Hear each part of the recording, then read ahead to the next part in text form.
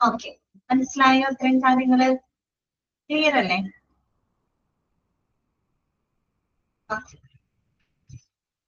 അപ്പൊ നമുക്ക് തുടങ്ങാം കേട്ടോ. നമ്മുടെ നവ്യേനെ ഒന്നും കാണാറില്ലല്ലോ. നവ്യ, ഫാത്തിമ, എവിടെ പോയി അവരൊക്കെ? പിന്നെന്താണ് പേര്? ഗഗനൊരു കുട്ടിയില്ലേ? അവരൊക്കെ എവിടെ പോയി? ക്ലാസ്സിലിപ്പോ കാണുന്നില്ലല്ലോ.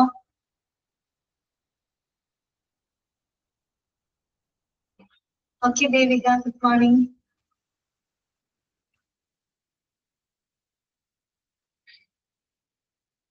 ഓക്കെ, അപ്പൊ നമുക്ക് തുടങ്ങാട്ടോ. ക്ലാസ്സിലെ കുട്ടികൾ കുറവാണല്ലോ. പറ്റി ഫസ്റ്റ് സെക്കൻഡ് മൊഡ്യൂളൊക്കെ കഴിഞ്ഞപ്പോ മടുത്തോ? അതാണോ എല്ലാരും കുറവ്? ഓക്കെ, നവ്യ വർക്ക് ചെയ്യുന്നുണ്ട് അല്ലേ? Okay okay.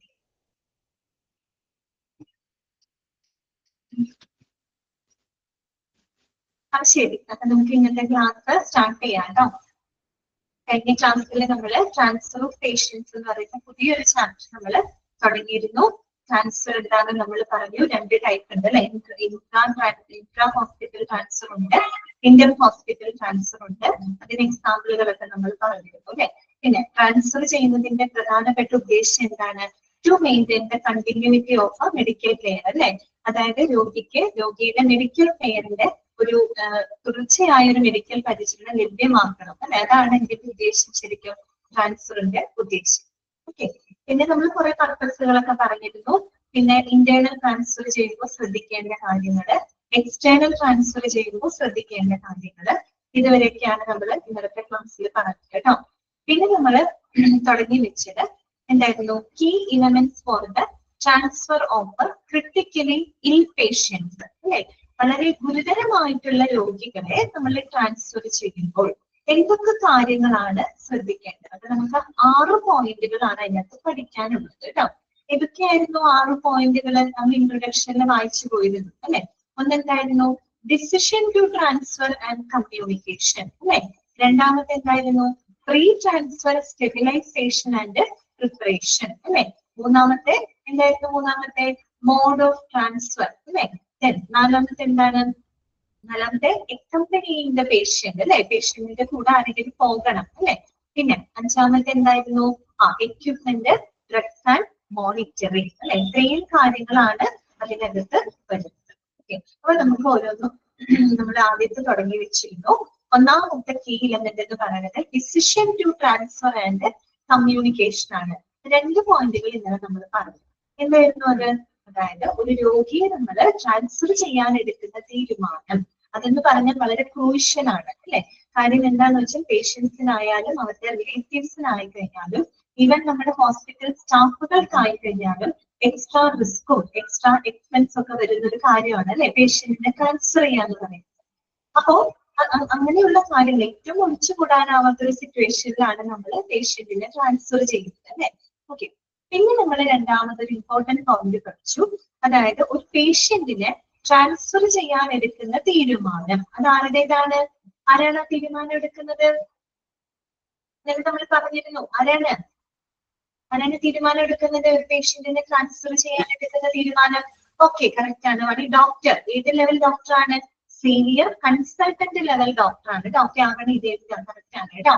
Senior consultant level ഡോക്ടറാണ്. ഡോക്ടർ എന്ന് പറയുമ്പോൾ സീനിയർ റെസിഡന്റ് ഡോക്ടർമാരുണ്ടാവും, ജൂനിയർ റെസിഡന്റ് ഡോക്ടർമാരുണ്ടാവും. അപ്പൊ അത് അങ്ങനെ തന്നെ പഠിക്കണം കേട്ടോ. സീനിയർ കൺസൾട്ടന്റ് ലെവൽ ഡോക്ടർ അദ്ദേഹമാണ് എന്ത് ചെയ്യുന്നത്? ഒരു പേഷ്യന്റിനെ ട്രാൻസ്ഫർ ചെയ്യാനുള്ള തീരുമാനം എടുക്കുന്നത്. അതും എങ്ങനെയാണ് ആദ്യം തീരുമാനം അദ്ദേഹം എടുക്കുന്നത്? പേഷ്യന്റിന്റെ റിലേറ്റീവ്സുമായിട്ട് ഡിസ്കസ് ചെയ്ത് ട്രാൻസ്ഫർ ചെയ്യുന്നതിന്റെ ആ ഒരു ബെനിഫിറ്റുകളും പിന്നെ അതിൽ സാധ്യതയുള്ള റിസ്കുകളും എല്ലാം അവരുമായിട്ട് ഡിസ്കസ് ചെയ്തതിന് ശേഷമാണ് എന്ത് ചെയ്യുന്നത്? ട്രാൻസ്ഫർ ചെയ്യാനായിട്ടുള്ള ഒരു തീരുമാനം ഡോക്ടർ എടുക്കുന്നത്. ഓക്കെ, ഇതുവരെയാണ് ഇന്നത്തെ ക്ലാസ്സിൽ നമ്മൾ പറഞ്ഞു നിർത്തിയത്. ബാക്കിയുള്ളത് നമുക്ക് നോക്കാം കേട്ടോ. തേർഡ് പോയിന്റിലോട്ട് നോക്കാം. A written and informed consent of patient's relatives along with the reason to transfer is compulsory before the transfer. എന്താണ് പറയുന്നത്? അതായത് നമ്മളൊരു രോഗിയെ ട്രാൻസ്ഫർ ചെയ്യുന്നതിന് മുൻപായിട്ട് ഒരു റിട്ടേൺ ഇൻഫോംഡ് കൺസെന്റ്, അതായത് രോഗിയുടെ റിലേറ്റീവ്സിന്റെ ഒരു രേഖാമൂലമുള്ള ഒരു സമ്മതപത്രം നിർബന്ധമാണ്. പിന്നെ എന്തുകൂടെ വേണം? Along with the reason to transfer അല്ലെ? ട്രാൻസ്ഫർ ചെയ്യാനുള്ള റീസൺ എന്താണ് എന്നുള്ളത് കൃത്യമായിട്ട് മെഡിക്കൽ സ്റ്റാഫുകൾ ആദ്യം ബോധ്യപ്പെടുത്തണം, പേഷ്യന്റിന്റെ റിലേറ്റീവ്സിനോട് പറയണം അല്ലെ. അങ്ങനെ പേഷ്യന്റിന്റെ ആ റിലേറ്റീവ്സിന്റെ ഒരു രേഖാമൂലമുള്ള സമ്മതപത്രം ട്രാൻസ്ഫറിന് മുമ്പ് നിർബന്ധമാണ് അല്ലെ. കാര്യം എന്താണ്? ഇൻഫോംഡ് കൺസെന്റ് ആണ് എന്ന് പറഞ്ഞാൽ അങ്ങനെ സമ്മതപത്രമാണ് അല്ലെ. പക്ഷെ നമ്മൾ പേഷ്യന്റിന്റെ റിലേറ്റീവ്സ് ആയിട്ട് എല്ലാ വിവരങ്ങളും ഡിസ്കസ് ചെയ്യണം. എന്തുകൊണ്ടാണ് ഇവരെ നമ്മൾ ട്രാൻസ്ഫർ ചെയ്യുന്നത്? അത് ചിലപ്പോൾ ഒരു ബെറ്റർ ട്രീറ്റ്മെന്റിന് വേണ്ടിയിട്ടായിരിക്കാം നമ്മൾ ട്രാൻസ്ഫർ ചെയ്യുന്നത് അല്ലെ. അപ്പൊ ഇതിന് വേണ്ടിയിട്ടാണ് ട്രാൻസ്ഫർ ചെയ്യുന്നത്, അതിന്റെ ബെനിഫിറ്റുകൾ എന്തൊക്കെയുണ്ട്, അതുപോലെ ട്രാൻസ്ഫർ ചെയ്യുമ്പോൾ സാധ്യതയുള്ള ബുദ്ധിമുട്ടുകൾ എല്ലാം നമ്മൾ വിശദമായിട്ട് പേഷ്യന്റിന്റെ റിലേറ്റീവ്സിനോട് സംസാരിക്കണം. അതെല്ലാം അവരോട് സംസാരിച്ച് അവർക്കത് ബോധ്യപ്പെട്ട് അവർ കൊടുക്കുന്ന ഒരു സമ്മതം. ഇതാണ് ഇൻഫോംഡ് കൺസെന്റ് എടുത്ത് പറയുന്നതാണ് കേട്ടോ. അപ്പൊ ആ രീതിയിൽ ട്രാൻസ്ഫറിന് മുമ്പായിട്ട് രേഖാമൂലമുള്ള ഒരു സമ്മതപത്രവും അതുപോലെ ട്രാൻസ്ഫർ ചെയ്യുന്നതിന്റെ റീസൺ എന്താണെന്ന് കൃത്യമായിട്ട് റിലേറ്റീവ്സിനെ ബോധ്യപ്പെടുത്തേണ്ടതും നിർബന്ധമായിട്ടുള്ള ഒരു കാര്യമാണ്. ക്ലിയർ ആയല്ലോ പറഞ്ഞത്? നാലാമത്തെ പോയിന്റ് ഇതാണ്. നമ്മൾ പറഞ്ഞു അല്ലെ, ഡിസിഷൻ ടു ട്രാൻസ്ഫർ, ട്രാൻസ്ഫർ ചെയ്യാനെടുക്കുന്ന തീരുമാനവുമായിട്ട് ബന്ധപ്പെട്ട കാര്യങ്ങളാണ് പറയുന്നത്. ഇനി എന്താണ്? കമ്മ്യൂണിക്കേഷൻ ആണ് അല്ലെ. ആരുമായിട്ടുള്ള കമ്മ്യൂണിക്കേഷൻ ആണ് നമുക്ക് ആവശ്യമുള്ളത്? റിസീവിംഗ് ഫെസിലിറ്റി ആയിട്ട് അല്ലെ. നമ്മളൊരു പേഷ്യന്റിനെ ട്രാൻസ്ഫർ ചെയ്ത് വിടുകയാണ് അല്ലെ. അപ്പോ അവര് ഇനി അടുത്തത് അവര് റിസീവ് ചെയ്യുന്ന ഫെസിലിറ്റി ഏതാണ്? ചിലപ്പോൾ അതേ ഹോസ്പിറ്റലിൽ വേറെ ഏതെങ്കിലും ഡിപ്പാർട്ട്മെന്റ് ആവാം, അല്ലെങ്കിൽ മറ്റേതെങ്കിലും ഹോസ്പിറ്റൽ ആവാം. അപ്പൊ ആ ഒരു റിസീവിംഗ് ഫെസിലിറ്റിയുമായിട്ട് എന്തുണ്ടായിരിക്കണം? ഒരു പ്രോപ്പർ കമ്മ്യൂണിക്കേഷൻ ഉണ്ടായിരിക്കണം. ഇതിനു വേണ്ടിയിട്ടാണ് continuity of medical care maintain ചെയ്യാനായിട്ടാണ് അല്ലെ. അതാണ് അവിടെ പറയുന്നത് കേട്ടോ. A direct communication between the shifting and the receiving facility should be by sharing of complete information on the patient's clinical condition, treatment being given, reasons for transfer, method of transfer and timeline of transfer in a written document. ഇതാണ് പറയുന്നത്. അതായത് നമ്മൾ shift എവിടേക്കാണോ പേഷ്യന്റിനെ നമ്മൾ transfer ചെയ്ത് കിട്ടുന്നത്, ഇനി അവരെ receive ചെയ്യുന്ന ഫെസിലിറ്റി ആയിട്ട് ഒരു നല്ലൊരു കമ്മ്യൂണിക്കേഷൻ ഉണ്ടായിരിക്കണം. ഏതൊക്കെ എങ്ങനെയാണ് കമ്മ്യൂണിക്കേറ്റ് ചെയ്യുന്നത്? By sharing of complete information on the patient clinical condition അല്ലെ. നമ്മൾ പറഞ്ഞയക്കുന്ന ഷിഫ്റ്റ് ചെയ്യുന്ന പേഷ്യന്റിന്റെ ക്ലിനിക്കൽ കണ്ടീഷനെ പറ്റിയിട്ടും അതുപോലെ ട്രീറ്റ്മെന്റ് ബീയിങ് ഗിവൺ, എന്തൊക്കെ ട്രീറ്റ്മെന്റ്സുകളാണ് അവർക്ക് നൽകിയിട്ടുള്ളത്, അതുപോലെ റീസൺസ് ഫോർ ട്രാൻസ്ഫർ, എന്ത് കാരണം കൊണ്ടാണ് ഈ ഒരു പേഷ്യന്റിന് നമ്മൾ ട്രാൻസ്ഫർ ചെയ്യുന്നത്, പിന്നെ method of transfer, that means mode of transfer, ഏത് രീതിയിലാണ് നമ്മൾ അവരെ ട്രാൻസ്ഫർ ചെയ്യുന്നത്, എയർ ട്രാൻസ്പോർട്ട് ആണോ അതോ ലാൻഡ് ട്രാൻസ്പോർട്ട് ആണോ, അതോടൊപ്പം ടൈം ലൈൻ ഓഫ് ട്രാൻസ്ഫർ, നമ്മൾ ആ ട്രാൻസ്ഫർ ചെയ്യുന്നതിന്റെ സമയപരിധി, ഈ പറയുന്ന എല്ലാ വിവരങ്ങളും ഒരു റിട്ടേൺ ഡോക്യുമെന്റ് ആയിട്ട് ഒരു രേഖാമൂലം നമ്മൾ എന്ത് ചെയ്യണം? റിസീവിംഗ് ഫെസിലിറ്റിയുമായിട്ട് പ്രോപ്പർ ആയിട്ട് കമ്മ്യൂണിക്കേറ്റ് ചെയ്തിരിക്കണം അല്ലെ. അങ്ങനെ കമ്മ്യൂണിക്കേറ്റ് ചെയ്യുമ്പോഴാണ് അവർക്കും അതിനനുസരിച്ചുള്ള ട്രീറ്റ്മെന്റ് പേഷ്യന്റിന് കൊടുക്കാനായിട്ട് പറ്റുള്ളൂ. മനസ്സിലായല്ലോ? അപ്പൊ ഒരു റിസീവിംഗ് ഫെസിലിറ്റി ആയിട്ടുള്ള കമ്മ്യൂണിക്കേഷൻ എന്തെല്ലാം കാര്യങ്ങളാണ് നമ്മൾ ഷെയർ ചെയ്യുന്നത്? എന്തൊക്കെ കാര്യങ്ങളാണ്? ഒന്ന്, പേഷ്യൻസിന്റെ ക്ലിനിക്കൽ കണ്ടീഷൻ, രണ്ടെന്താണ്? ട്രീറ്റ്മെന്റ് ബീയിങ് ഗിവൺ, മൂന്നാമത്തത് എന്താണ്? റീസൺസ് ഫോർ ദ ട്രാൻസ്ഫർ, നാലാമത്തത് മോഡ് ഓഫ് ട്രാൻസ്ഫർ ആൻഡ് അഞ്ചാമത്തെ ടൈം ലൈൻ ഓഫ് ട്രാൻസ്ഫർ. ഇത്രയും കാര്യങ്ങൾ ഒരു രേഖാമൂലം എഴുതി തയ്യാറാക്കി നമ്മൾ റിസീവിംഗ് ഫെസിലിറ്റിയുമായിട്ട് കമ്മ്യൂണിക്കേറ്റ് ചെയ്യുക. ഇത്രയാണ് അതിനകത്ത് മനസ്സിലാക്കുന്നത് കേട്ടോ. ഒന്നാമത്തെ കാര്യം ക്ലിയർ ആയി? ഒന്നാമത്തെ എലമെന്റ് ഓക്കെ അല്ലേ നിങ്ങൾക്ക്? Decision to transfer and communication okay അല്ലേ? ക്ലിയർ?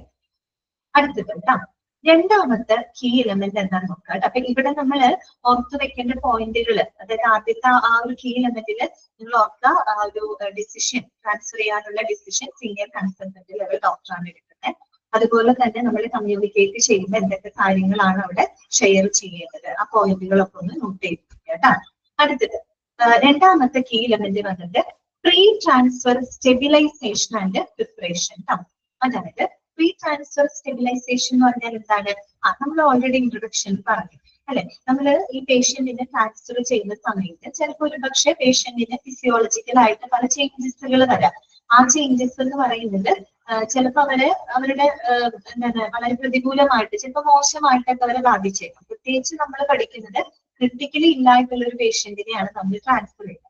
അപ്പൊ സ്വാഭാവികമായിട്ടും ട്രാൻസ്ഫറിങ് സമയത്ത് എന്തെങ്കിലും ബുദ്ധിമുട്ടുകൾ അല്ലെങ്കിൽ അവരുടെ സ്ഥിതി വഷളാവുകയോ മോശമാക്കാനുള്ള സാധ്യതയുണ്ട്.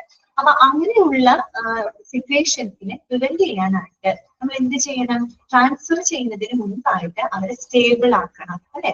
ആ രോഗീനെ നമ്മളൊരു ഇനീഷ്യൽ സ്റ്റെബിലൈസ് ചെയ്യണം അല്ലെ? ജസ്റ്റ് അവരൊരു സ്റ്റെബിലൈസ് ചെയ്തതിന് ശേഷം മാത്രമേ നമ്മൾ അവരെ എന്ത് ചെയ്യാൻ പാടുള്ളൂ? ട്രാൻസ്ഫർ ചെയ്യാനായിട്ട് പാടുള്ളൂ. അപ്പൊ അതിനായിട്ട് നടക്കുന്ന ചില പ്രിപ്പറേഷൻസുകളാണ്, തയ്യാറെടുപ്പുകളാണ്.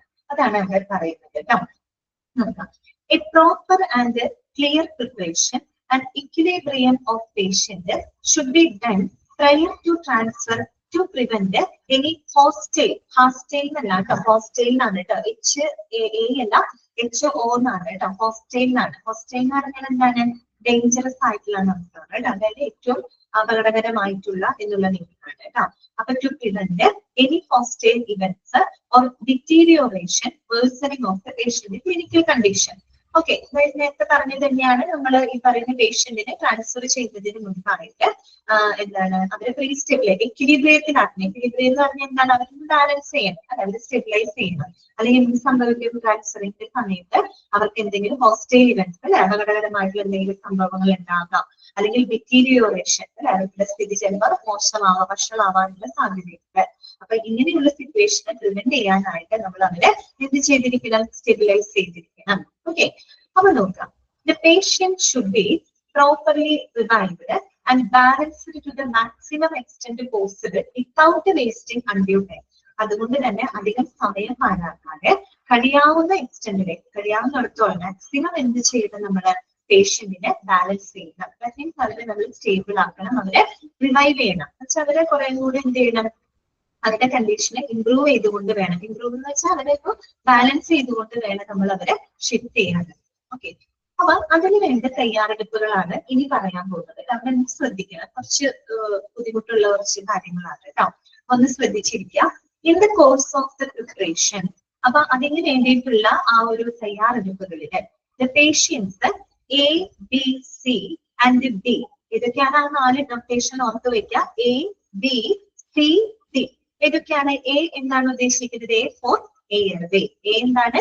എയർവേ. എയർവേ എന്ന് പറഞ്ഞാൽ എന്താണ്? നമ്മുടെ ശ്വാസനാളമാണ് ഉദ്ദേശിക്കുന്നത് അല്ലെ. എയർവേ എന്ന് പറഞ്ഞാൽ എന്താണ്? ശ്വാസനാളം. B എന്താണ്? B ഫോർ ബ്രീത്തിങ് അല്ലെ. ബ്രീത്തിങ് എന്ന് പറഞ്ഞാൽ എന്താണ്? നമ്മുടെ ശ്വാസോച്ഛ്വാസം അല്ലെ. Okay, breathing. അതുപോലെ C എന്താണ്? സർക്കുലേഷൻ അല്ലെ, നമ്മുടെ ബ്ലഡ് സർക്കുലേഷൻ ആണ് ഉദ്ദേശിക്കുന്നത് കേട്ടോ. D എന്താണ് ഉദ്ദേശിക്കുന്നത്? ഡിസേബിലിറ്റി. ഡിസേബിലിറ്റി എന്ന് പറഞ്ഞാൽ വൈകല്യം, അല്ലെങ്കിൽ ഇവിടെ ഉദ്ദേശിക്കുന്നത് എന്താണ്? അവരുടെ ന്യൂറോളജിക്കൽ സ്റ്റാറ്റസ് ആണ് അല്ലെ, അതായത് അവർക്ക് നാഡീ സംബന്ധമാക്കി അവരുടെ ആ ഒരു സ്റ്റേറ്റ്. ഈ പറയുന്ന 4 കാര്യങ്ങള് അല്ലെ, ഈ പറയുന്ന 4 കാര്യങ്ങൾ ഏതൊക്കെയാണ്? 4 കാര്യങ്ങള് A, B, C, D എന്നാണ് കേട്ടോ. A ഫോർ എന്താണ്? എയർവേ. എയർവേ എന്ന് പറഞ്ഞാൽ ശ്വാസനാളം. B ഫോർ എന്ന് പറഞ്ഞാൽ ബ്രീത്തിങ്, നമ്മുടെ ശ്വാസോച്ഛ്വാസം അല്ലെ. ഓക്കെ, വെന്റിലേഷൻ എന്നൊക്കെ പറയും അല്ലെ. C എന്ന് പറഞ്ഞാൽ എന്താണ്? സർക്കുലേഷൻ, അതായത് നമ്മുടെ ബ്ലഡ് സർക്കുലേഷൻ. D എന്ന് പറഞ്ഞാൽ എന്താണ്? ഡിസേബിലിറ്റി. ഇവിടെ ഉദ്ദേശിക്കുന്ന ഡിസേബിലിറ്റി എന്താണ്? ന്യൂറോളജിക്കൽ സ്റ്റാറ്റസ് ആണ് കേട്ടോ. ഓക്കെ, ന്യൂറോൺ സംബന്ധമായിട്ട് ഇഷ്യൂസ് വന്നാൽ നമ്മുടെ മൂവ്മെന്റ്സിനെയൊക്കെ അത് ബാധിക്കും അല്ലെ. അപ്പൊ ഡിസേബിലിറ്റിന്ന് ഇവിടെ ഉദ്ദേശിക്കുന്നത് ന്യൂറോളജിക്കൽ സ്റ്റാറ്റസ്. ഈ പറയുന്ന 4 കാര്യങ്ങള് ദാറ്റ് ഷുഡ് ബി എക്സാമിൻഡ്, അത് നിർബന്ധമായിട്ടും എന്ത് ചെയ്തിരിക്കണം? പരിശോധിച്ചിരിക്കണം. എന്തിനു മുമ്പായിട്ട്? ട്രാൻസ്ഫറിന് മുമ്പായിട്ട്. മനസ്സിലായോ ആ 4 കാര്യങ്ങള്? അത് മാത്രമല്ല, any connected curable problems should be rectified. അപ്പൊ ഇതുമായിട്ട് ബന്ധപ്പെട്ട് എന്തെങ്കിലും പ്രോബ്ലംസുകൾ ഉണ്ടെങ്കിൽ അത് നമ്മൾ എന്ത് ചെയ്തിരിക്കണം? റെക്ടിഫൈ ചെയ്തിരിക്കണം, പരിഹരിച്ചിരിക്കണം. ഓക്കെ, അപ്പോ in this context the use of pre transfer check list helpful. അപ്പൊ ഇങ്ങനെയുള്ള ഒരു സിറ്റുവേഷന് നമുക്കൊരു പ്രീ ട്രാൻസ്ഫർ ചെക്ക് ലിസ്റ്റ് ഉപയോഗപ്രദമാണ്. പ്രീ ട്രാൻസ്ഫർ ചെക്ക് ലിസ്റ്റ് എന്ന് പറഞ്ഞാൽ ഈ പറയുന്ന കാര്യങ്ങളാണ്. ഈ ABCD നമ്മൾ പറഞ്ഞില്ലേ, അതായത് A for airway, B breathing, C circulation, D disability, പറയുന്ന 4 കാര്യങ്ങൾ. അങ്ങനെ ഒരു ചെക്ക് ലിസ്റ്റ് തയ്യാറാക്കിയിട്ട് നമ്മൾ അത് പരിശോധിക്കുകയാണെങ്കിൽ നമുക്കത് വളരെയധികം ഹെൽപ്ഫുൾ ആയിരിക്കും. നമ്മള് എന്താ പറയാ, നമ്മളിപ്പോ ഒരു ടൂറിനൊക്കെ പോകുന്ന സമയത്ത്, നമ്മളൊരു ഗ്രൂപ്പ് ടൂർ ഒക്കെ പോകുന്ന സമയത്ത്, നമ്മള് ഫ്രണ്ട്സ് ഒക്കെ പോകുന്ന സമയത്ത് നമ്മൾ സാധനങ്ങളൊക്കെ എഴുതി ലിസ്റ്റ് ചെയ്ത് വെക്കില്ല, ഇങ്ങനെ സാധനങ്ങളൊക്കെ കൊണ്ടുപോകണം എന്നൊക്കെ പറഞ്ഞ് നമ്മൾ ലിസ്റ്റ് ചെയ്ത് വെക്കില്ലേ. എന്നിട്ട് നമ്മൾ പോണതിന്റെ തലേ ദിവസം ഒന്ന് ചെക്ക് ചെയ്ത് നോക്കും, അതിന്റെ മെഡിസിൻ എടുത്തിട്ടുണ്ടോ, അല്ലെങ്കിൽ ക്ലോത്തിങ് എടുത്തിട്ടുണ്ടോ, അല്ലെങ്കിൽ മറ്റേതെങ്കിലും തൊപ്പിയോ അങ്ങനെയൊക്കെ നമ്മൾ എഴുതി വെക്കാറുണ്ട്. അതൊരു ചെക്ക് ലിസ്റ്റ് ആണ്. അതുപോലെ തന്നെ ഇവിടെ ഒരു പ്രീ എന്താ പറയുക ട്രാൻസ്ഫർ ചെക്ക് ലിസ്റ്റ് നമുക്ക് ഉപയോഗപ്പെടുത്താം. നമ്മുടെ ചെക്ക് ലിസ്റ്റിൽ എന്തൊക്കെ കാര്യങ്ങൾ വരും? ഈ ABCD എന്ന് പറയുന്ന കാര്യങ്ങൾ, അതായത് എയർവേ ഓക്കെ ആണോ, അതുപോലെ ബ്രീത്തിങ് ഓക്കെ ആണോ, അതുപോലെ സർക്കുലേഷൻ എങ്ങനെയാണ്, ഡിസേബിലിറ്റി എങ്ങനെയാണ്, അങ്ങനെയുള്ള കാര്യങ്ങളൊക്കെ നമ്മൾ കറക്റ്റ് ആയിട്ട് എക്സാമിൻ ചെയ്യാനായിട്ട് ഇത്തരത്തിലുള്ള ഒരു പ്രീ ട്രാൻസ്ഫർ ചെക്ക് ലിസ്റ്റ് വളരെയധികം ഹെൽപ്ഫുൾ ആണ്. ഓക്കെ, ക്ലിയർ ആയോ പറഞ്ഞ കാര്യങ്ങൾ? ഓക്കെ ആണോ? മനസ്സിലായോ? ഇല്ലേ?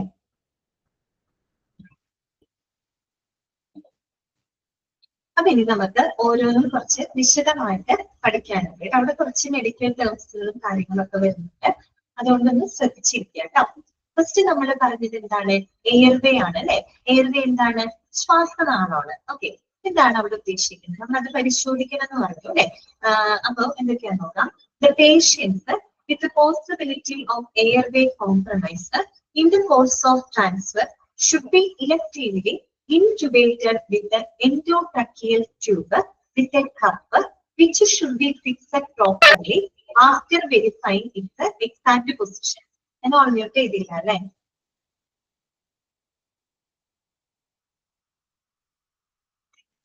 Okay. ഇവിടെ വായിക്കാം. The patients with the possibility of airway compromise in the course of transfer should be electively intubated with the endotracheal tube, അഥവാ ETT, with a cup which should be fixed properly after verifying its exact position. എന്താണ് പറയുന്നത്? അതായത് ഈ airway സംബന്ധമായിട്ട്, അതായത് നമ്മുടെ ശ്വാസനാളവുമായിട്ട് ബന്ധപ്പെട്ട് എന്തെങ്കിലും അസുഖങ്ങൾ വരാൻ സാധ്യതയുള്ള പേഷ്യന്റ് ആണെന്ന് ഇരിക്കട്ടെ. ഓക്കെ, അങ്ങനെയുള്ള ഒരു പേഷ്യന്റിനെയാണ് നമ്മൾ ഷിഫ്റ്റ് ചെയ്യേണ്ടതിരിക്കട്ടെ. അപ്പൊ നമ്മൾ എന്ത് ചെയ്യണം? അവർക്ക് വേറെ എയർവേ പ്രോബ്ലംസുകൾ ഒന്നും വരാനായിട്ട് പാടില്ല. അപ്പൊ അതിന് വേണ്ടിയിട്ട് നമ്മൾ എന്ത് ചെയ്തിരിക്കണം? ട്രാൻസ്ഫർ ചെയ്യുന്നതിന് മുമ്പായിട്ട് ഷുഡ് ബി ഇലക്റ്റീവ്ലി ഇൻക്യുബേറ്റഡ്. ഇൻക്യുബേറ്റ് ചെയ്യാന്ന് വെച്ചാൽ എന്താണ്? ഇൻക്യുബേറ്റഡ് എന്ന് പറഞ്ഞാൽ എന്താണ്? ഇൻസേർട്ടിങ് എ ട്യൂബ് അല്ലെ? നമ്മളൊരു ട്യൂബ് എന്ത് ചെയ്യണം? ഇൻസേർട്ട് ചെയ്യണം. എന്ത് ട്യൂബാണ് നമ്മൾ ഇൻസേർട്ട് ചെയ്യുന്നത്? വിത്ത് എൻഡോട്രക്കിയൽ ട്യൂബ് അല്ലെ? എൻഡോട്രക്കിയൽ ട്യൂബ് എന്ന് പറയും. എൻഡോട്രക്കിയൽ ട്യൂബ് എന്ന് പറഞ്ഞാൽ എന്താണ്? ട്രക്കിയ എന്ന് പറഞ്ഞാൽ എന്താണ്? നമ്മൾ മെഡിക്കൽ ടെർമിനോളജിയിൽ പഠിച്ചിരുന്നു. ട്രക്കിയ എന്താണ്? നമ്മുടെ വിൻഡ് പൈപ്പാണ് അല്ലെ? നമ്മുടെ ശ്വാസനാളം. അതിനെയാണ് നമ്മൾ ട്രക്കിയ എന്ന് പറയുന്നത്. അപ്പൊ എൻഡോട്രക്കിയൽ ട്യൂബ് എന്ന് പറഞ്ഞാൽ ഇറ്റ് ഈസ് ഒരു ബ്രീത്തിങ് ട്യൂബ് ആണ് കേട്ടോ. ഒരു ബ്രീത്തിങ് ട്യൂബ് ആണ് that is inserted into the trachea. അതായത് നമ്മുടെ ശ്വാസനാളത്തിലൂടെ നമ്മൾ കയറ്റി കിട്ടുന്ന ഒരു ട്യൂബാണ്, അത് ബ്രീത്തിങ് ട്യൂബ് ആണ് കേട്ടോ. ആ ട്യൂബ് നമ്മൾ എന്ത് ചെയ്യണം? എയർവേ നമ്മുടെ ട്രക്കിയക്കകത്തേക്ക് കടത്തി വിടണം. ഓക്കെ, എന്തിന് വേണ്ടിയിട്ട്? Cup which should be fixed properly after verify with exact position. അതായത് അതിന്റെ കറക്റ്റ് ആയിട്ടുള്ള പൊസിഷൻ, അതായത് ആ കറക്റ്റ് പൊസിഷൻ വെരിഫൈ ചെയ്തതിന് ശേഷം നമ്മൾ എന്ത് ചെയ്യണം? ഈ ട്യൂബ് കയറ്റി അവിടെ എന്ത് ചെയ്ത് വെക്കണം? ഫിക്സ് ചെയ്ത് വെക്കണം, ഫിക്സഡ് ആക്കി വെക്കണം. എന്തിനു വേണ്ടിയിട്ടാണ് നമ്മൾ ഇങ്ങനെ ചെയ്യുന്നത്?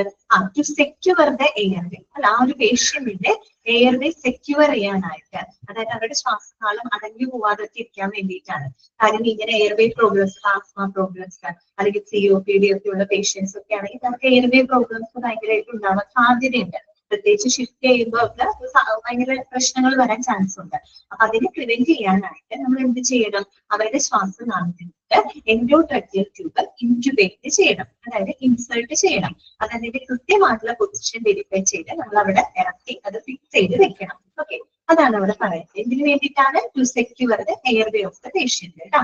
പേഷ്യന്റിന്റെ എയർവേ അടങ്ങി പോകാതിരിക്കാൻ വേണ്ടിയിട്ടാണ് കേട്ടോ നമ്മൾ ചെയ്യുന്നത്.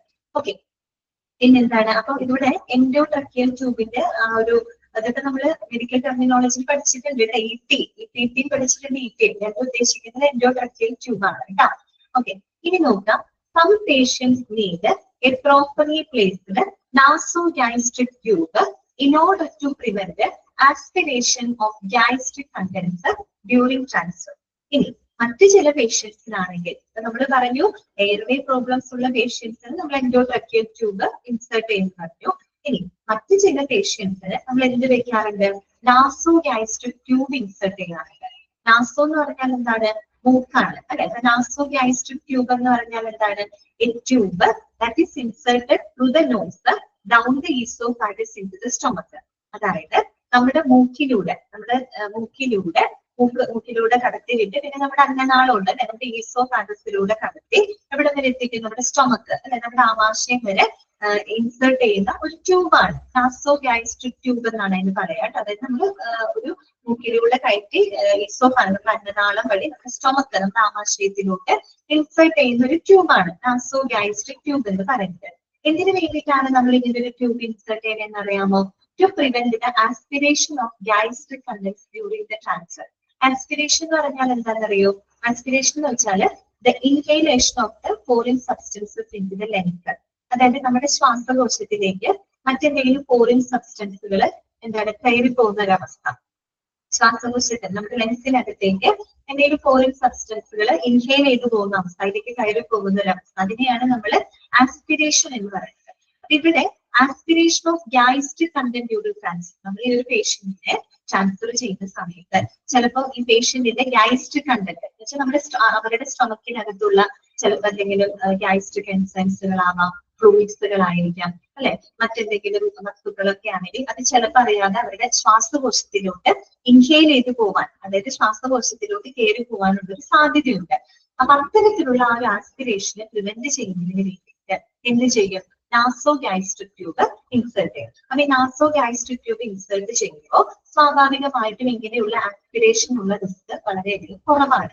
ആസ്പിരേഷൻ നടക്കില്ല, അതായത് അറിയാതെ എന്തെങ്കിലും ഗ്യാസ്ട്രിക് കണ്ടന്റ് ശ്വാസകോശത്തിൽ അതുകൊണ്ട് കയറി പോകില്ല. അങ്ങനെയുള്ള ഒരു റിസ്കിനെ പ്രിവെന്റ് ചെയ്യാൻ വേണ്ടിയിട്ടാണ് നമ്മൾ ഇത്തരത്തിലുള്ള നാസോ ഗ്യാസ്ട്രിക് ട്യൂബ് ഇൻസേർട്ട് ചെയ്യുന്നത്. ഓക്കെ, പിന്നെന്താണ് പറയുന്നത്? The cervical spine stabilization may be needed in some trauma patients. ഇനി മറ്റു ചില പേഷ്യൻസിനായിക്കോട്ടെ, മറ്റു ചില ഇങ്ങനെയുള്ള പേഷ്യൻസ് ആണ് ട്രോമ പേഷ്യന്റ്. ട്രോമ എന്ന് വെച്ചാൽ എന്താണ്? ഗുരുതരമായിട്ടുള്ള പരിക്കുകൾ, ഇഞ്ചുറി ഒക്കെ സംഭവിച്ചിട്ടുള്ള രോഗികൾ ഉണ്ടാവില്ലേ? അങ്ങനെയുള്ള രോഗികൾക്ക് നമുക്ക് എന്താവശ്യം വരും? സെർവിക്കൽ സ്പൈൻ സ്റ്റെബിലൈസേഷൻ ആവശ്യം വരും. സെർവിക്കൽ എന്ന് പറഞ്ഞാൽ എന്താണ്? നമ്മുടെ neck region of the spine ആണ് കേട്ടോ. നട്ടലിന്റെ ഭാഗമല്ല, സെർവിക്കൽ എന്ന് പറയുമ്പോൾ നമ്മുടെ ഇതാണ് കേട്ടോ, നെക്ക് റീജിയൻ ആണ്. നമ്മള് മെഡിക്കൽ ടെർമിനോളജി പറഞ്ഞപ്പോ സെർവിക്സ് എന്ന് പറഞ്ഞിട്ട് രണ്ട് കാര്യങ്ങൾ പഠിച്ചു. ഒന്ന് നമ്മുടെ നെക്ക് റീജിയന്, മറ്റൊന്ന് നമ്മുടെ യൂട്രസിനെ വാജിനിയായിട്ട് കണക്ട് ചെയ്യുന്ന ഭാഗത്തിന് നമ്മൾ സെർവിക്സ് എന്നാണ് പറയുക. അതായത് ഡെലിവറി സമയത്ത് നമ്മൾ സെർവിക്സ് എന്ന് പറയുന്നത് അത് യൂട്രസിനെ വാജിനിയായിട്ട് കണക്ട് ചെയ്യുന്ന ഭാഗത്തിന് സെർവിക്സ് എന്ന് പറയും. അത് കൂടാതെ നമ്മുടെ neck region of the spine, നമ്മുടെ ഈ സുഷുമ്നാ നാഡി ഉണ്ടല്ലോ, ദാറ്റ് മീൻസ് നമ്മുടെ സ്പൈനൽ കോഡ്, അതിന്റെ ഈ ഭാഗം, നമ്മുടെ കഴുത്തിന്റെ ഈ പോർഷൻ ഉണ്ടല്ലോ, അതിന് നമ്മൾ സ്പൈൻ എന്നാണ് പറയുന്നത്. സോറി, സെർവിക്കൽ സ്പൈൻ എന്നാണ് പറയുക. That means neck region of the spine ആണ്. അപ്പൊ അവിടെ സെർവിക്കൽ സ്പൈൻ സ്റ്റെബിലൈസേഷൻ ആവശ്യമുണ്ട്. അതായത് ഭയങ്കര ആക്സിഡന്റ് ഒക്കെ സംഭവിച്ച് ഭയങ്കര പരിക്കൊക്കെ പറ്റിയിട്ടുള്ള ആളുകളാണെങ്കിൽ നമ്മൾ അവരെ പരമാവധി അനക്കാതെ വേണം നമുക്ക് ഷിഫ്റ്റ് ചെയ്യാനായിട്ട്. ചിലപ്പോൾ എന്ത് സംഭവിക്കുന്ന വെച്ചാൽ നമ്മൾ അവരെ പിടിച്ചിങ്ങനെ എടുക്കുമ്പോഴോ അല്ലെങ്കിൽ നമ്മൾ അവരെ പെട്ടെന്നൊക്കെ എടുക്കുന്ന സമയത്ത് അവരുടെ സ്പൈൻ, അവരുടെ എന്താ പറയാ, സ്പൈനിൽ ചിലപ്പോൾ ഡാമേജോ ഇഞ്ചുറി ഒക്കെ വരാനുള്ള ചാൻസ് ഉണ്ട്. അപ്പൊ അങ്ങനെ കൂടുതൽ ബുദ്ധിമുട്ട് വരാതിരിക്കാൻ നമ്മളൊക്കെ സംഭവിച്ചിട്ടുള്ള ട്രോമ പേഷ്യൻസിനെ നമ്മൾ ആ ഒരു സെർവിക്കൽ സ്പൈൻ സ്റ്റെബിലൈസേഷൻ, ആ ഒരു ഭാഗം അനക്കാതെ എങ്ങനെയാണോ അവരിരിക്കുന്നത് അതേ രീതിയിൽ അനക്കാതെ വേണം നമ്മൾ അവരെ എന്ത് ചെയ്യാനായിട്ട്, ഷിഫ്റ്റ് ചെയ്യാനായിട്ട്. കൂടുതൽ അനക്കി കഴിഞ്ഞ് കഴിഞ്ഞാൽ ചിലപ്പോൾ അവരുടെ സ്പൈൻ ഡാമേജ് ആവും, കുറെ കൂടി ഇഞ്ചുറി ഒക്കെ വരാനുള്ള ചാൻസ് ഉണ്ട്. അപ്പൊ അതാണ് അവിടെ പറയുന്നത്, cervical spine stabilisation that may be needed in some trauma patients.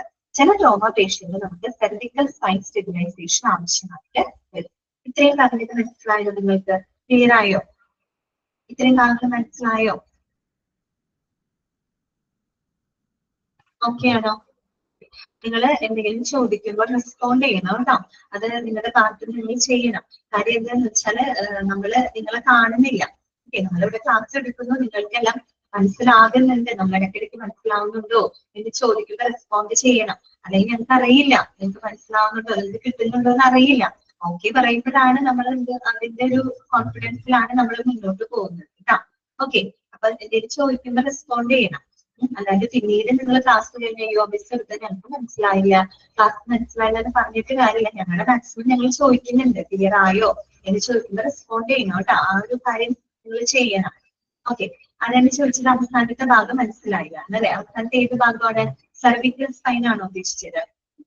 ഒന്നുകൂടെ പറയണം. എയർവേ, അതായത് നമ്മുടെ എയർവേനെ സംബന്ധിച്ച് ഇപ്പൊ എയർവേ എന്താ പറയാ പ്രോബ്ലംസ് ഉള്ള പേഷ്യൻസ് ഉണ്ടാവും. അതായത് നമ്മുടെ ശ്വാസനാളവുമായിട്ട് ബന്ധപ്പെട്ട പ്രോബ്ലംസ്, നമ്മൾ കുറെ അങ്ങനത്തെ അസുഖങ്ങളൊക്കെ പഠിച്ചിട്ടുണ്ട് അല്ലെ? ആസ്മ പ്രോബ്ലംസ്, COPD ഉള്ള പ്രോബ്ലംസ് അല്ലെ, ക്രോണിക് ഒബ്സ്ട്രക്റ്റീവ് പൾമണറി ഡിസീസ് ഒക്കെ നമ്മൾ പഠിച്ചില്ലേ. അതൊക്കെ ഓരോ തരത്തിലുള്ള എയർവേ പ്രോബ്ലംസ് ആണ്, ശ്വാസനാളവുമായിട്ട് ബന്ധപ്പെട്ട പ്രോബ്ലംസ് ആണ്. അപ്പൊ അത്തരം പേഷ്യന്റിനെ നമ്മൾ ഷിഫ്റ്റ് ചെയ്യുമ്പോൾ, ട്രാൻസ്ഫർ ചെയ്യുമ്പോൾ എന്തൊക്കെ മുൻകരുതലുകൾ നമ്മൾ എടുക്കണം എന്നാണ് അവിടെ പറയുന്നത്. ഒന്നാമത്തത് ഇൻറ്റുബേറ്റഡ് വിത്ത് എൻഡോട്രക്കിയൽ ട്യൂബ്.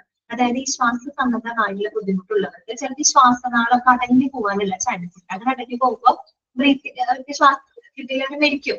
അപ്പൊ അങ്ങനെയുള്ള സിറ്റുവേഷൻ അവോയ്ഡ് ചെയ്യാനായിട്ട് എൻഡോട്രക്കിയൽ ട്യൂബ്, ട്രക്കിയ എന്ന് വെച്ചാൽ നമ്മുടെ ശ്വാസനാളമാണ്, നമ്മുടെ ശ്വാസനാളത്തിലോട്ട് ഒരു ട്യൂബ് ഇറക്കണം. അങ്ങനെ വേണം അവർ കൊണ്ടുപോകാനായിട്ട്. ഓക്കെ, അപ്പൊ ആ ഒരു കറക്റ്റ് പൊസിഷൻ വെരിഫൈ ചെയ്തിട്ട് നമ്മുടെ എയർവേക്ക് അകത്തേക്ക് എന്ത് ചെയ്യണം, ഒരു ട്യൂബ് നമ്മൾ ഇൻസേർട്ട് ചെയ്തുകൊണ്ട് വേണം. അങ്ങനെ ഇൻസേർട്ട് ചെയ്യുമ്പോൾ എന്താണ്, എയർവേ എപ്പോഴും ഓപ്പൺ ആക്കിയിരിക്കും, എയർവേ അടഞ്ഞൊന്നും പോകില്ല. അപ്പൊ അതാണ് പറയുന്നത് എൻഡോട്രക്കിയൽ ട്യൂബ് ഇൻസേർട്ട് ചെയ്തിട്ട് വേണം നമ്മൾ അത്തരം രോഗികളെ കൊണ്ടുപോകാനായിട്ട്. ഇനി മറ്റു ചില രോഗികൾക്ക് ചിലപ്പോൾ നമ്മൾ നാസോ ഗാസ്ട്രിക് ട്യൂബ് ഇൻസേർട്ട് ചെയ്യേണ്ടി പറ്റും. അതായത് നമ്മൾ മൂക്കിലൂടെ ട്യൂബ് കയറ്റിയിട്ട് നമ്മുടെ സ്റ്റൊമക്കിലോട്ടാണ് ഇത് ഇൻസേർട്ട് ചെയ്യുന്നത്. വെച്ചാൽ നമ്മുടെ മൂക്കിലൂടെ കയറ്റി നമ്മുടെ അന്നനാള വഴി നമ്മുടെ ആമാശയത്തിലോട്ട് കയറ്റി വിടും. എന്നിട്ട് അങ്ങനെ ചെയ്യുന്നതെന്ന് അറിയാമോ, ആസ്പിരേഷനെ പ്രിവെന്റ് ചെയ്യാനാണ്. ആസ്പിരേഷൻ എന്ന് പറഞ്ഞു കഴിഞ്ഞാല് നമ്മുടെ ലങ്സിനകത്തേക്ക്, ശ്വാസകോശത്തിനകത്തേക്ക് ചില നമ്മുടെ സ്റ്റൊമക്ക്, നമ്മൾ ഭക്ഷണം കഴിക്കുന്ന ഐറ്റംസുകളൊക്കെ നമ്മുടെ സ്റ്റൊമക്കിലോട്ടാണ് എത്തുന്നത്, ആമാശയത്തിലോട്ടാണ് എത്തുന്നത്. അപ്പൊ ഈ സ്റ്റൊമക്ക് ഗ്യാസ്ട്രിക് കണ്ടന്റുകൾ എന്നുവെച്ചാൽ ആമാശയത്തിലുള്ള നമ്മുടെ ആമാശയത്തിൽ ആസിഡ് ഒക്കെ ഉണ്ട്, ഹൈഡ്രോക്ലോറിക് ആസിഡ്, ഗാസ്ട്രിക് ആസിഡ് ഉണ്ട്, ഫ്ലൂയിഡ്സുകളുണ്ട്. ഇതൊക്കെ ചിലപ്പോൾ അറിയാതെ നമ്മുടെ ലങ്സിനകത്തേക്ക് കയറിപ്പോകും, ശ്വാസകോശത്തിലോട്ട് കയറിപ്പോയാൽ പ്രശ്നം വരും. അപ്പൊ അങ്ങനെയുള്ള അതിനെയാണ് ആസ്പിരേഷൻ എന്ന് പറയുന്നത്. ആ ആസ്പിരേഷൻ പ്രിവെന്റ് ചെയ്യാൻ വേണ്ടിയിട്ടാണ് ഇങ്ങനെ നാസോ ഗാസ്ട്രിക് ട്യൂബ് ഇൻസേർട്ട് ചെയ്യുന്നത്. അപ്പൊ ഈ ട്യൂബ് ഇൻസേർട്ട് ചെയ്യുമ്പോൾ ഈ പറയുന്ന ഗാസ്ട്രിക് കണ്ടന്റുകൾ ഒന്നും ഇങ്ങോട്ട് കയറി പോകില്ല, ലങ്സിനകത്തേക്ക് കയറി പോകില്ല. അപ്പൊ അതിന് വേണ്ടിയിട്ടാണ് നാസോ ഗാസ്ട്രിക് ട്യൂബ് വെക്കുന്നത്. അതുപോലെ ട്രോമ പേഷ്യന്റ് എന്ന് വെച്ചാൽ ഭയങ്കര ഗുരുതര പരിക്ക്, മുറിവുകളൊക്കെ സംഭവിച്ചിട്ടുള്ള പേഷ്യൻസ് ആണെങ്കിൽ അവരെ നമ്മൾ എന്ത് ചെയ്യണം, സെർവിക്കൽ സ്പൈൻ സ്റ്റെം, നമ്മുടെ neck region of the spine ആണ്, നമ്മുടെ ഈ സ്പൈനിന്റെ നെക്ക് റീജിയൻ ഉണ്ടല്ലോ, അവിടെ നമ്മൾ സ്റ്റേബിൾ ആക്കി വെച്ചുകൊണ്ട് വേണം ആ ഒരു പേഷ്യന്റിന് നമ്മൾ ട്രാൻസ്ഫർ ചെയ്യാനായിട്ട്. ഭയങ്കര പരിക്കൊക്കെ പറ്റി നമ്മൾ പെട്ടെന്ന് അവര് കോരി എടുത്ത് നമ്മൾ ചെയ്ത് കഴിഞ്ഞാൽ ചിലപ്പോൾ അവരുടെ സ്പൈനിന്റെ ഇവിടെ ഇഞ്ചുറി ഉണ്ടാവും, അതൊക്കെ കൂടുതൽ ഡാമേജ് വരും. പിന്നെ ചിലപ്പോൾ ജീവിതകാലം മുഴുവൻ ചിലപ്പോൾ ആ കിടന്നവർക്ക് എടുക്കേണ്ടതായിട്ടുണ്ട്. അപ്പൊ അങ്ങനെയൊന്നും വരാതിരിക്കാനായിട്ട് അത് സ്റ്റെബിലൈസ്, സെർവിക്കൽ, അതായത് നെക്കിന്റെ ഭാഗത്ത്, സ്പൈനിന്റെ ഭാഗം എന്നൊക്കെ പറഞ്ഞാൽ അത്രയും സെൻസിറ്റീവ് ആയിട്ടുള്ള സ്ഥലങ്ങളാണ്. അവിടെയൊക്കെ ഇഞ്ചുറി സംഭവിച്ചാൽ അവിടെ പരമാവധി അനക്കാതെ വേണം നമ്മൾ അവരെ എന്ത് ചെയ്യാനായിട്ട്, ഷിഫ്റ്റ് ചെയ്യാനായിട്ട്. അതാണ് അവർ ഉദ്ദേശിക്കുന്നത്, സെർവിക്കൽ സ്പൈൻ സ്റ്റെബിലൈസേഷൻ. ഉണ്ടോ? ഓക്കെ, മനസ്സിലായോ? ഇപ്പൊ ക്ലിയർ ആയോ പറഞ്ഞത്? ഓക്കെ അല്ലേ?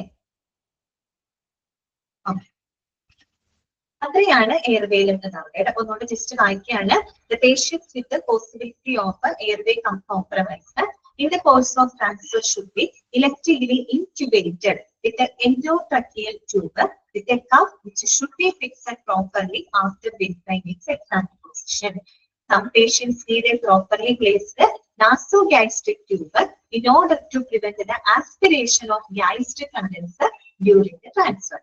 The cervical spine stabilization may be needed in some trauma patients. ഇത്രയും തയ്യാറെടുപ്പുകൾ നടത്തിയിട്ട് വേണം നമ്മൾ ആ ഒരു പേഷ്യന്റിനെ ട്രാൻസ്ഫർ ചെയ്യാൻ. എയർവേ സംബന്ധമായിട്ടുള്ള കാര്യങ്ങളാണ് ഇത്രയും പറയുന്നത്.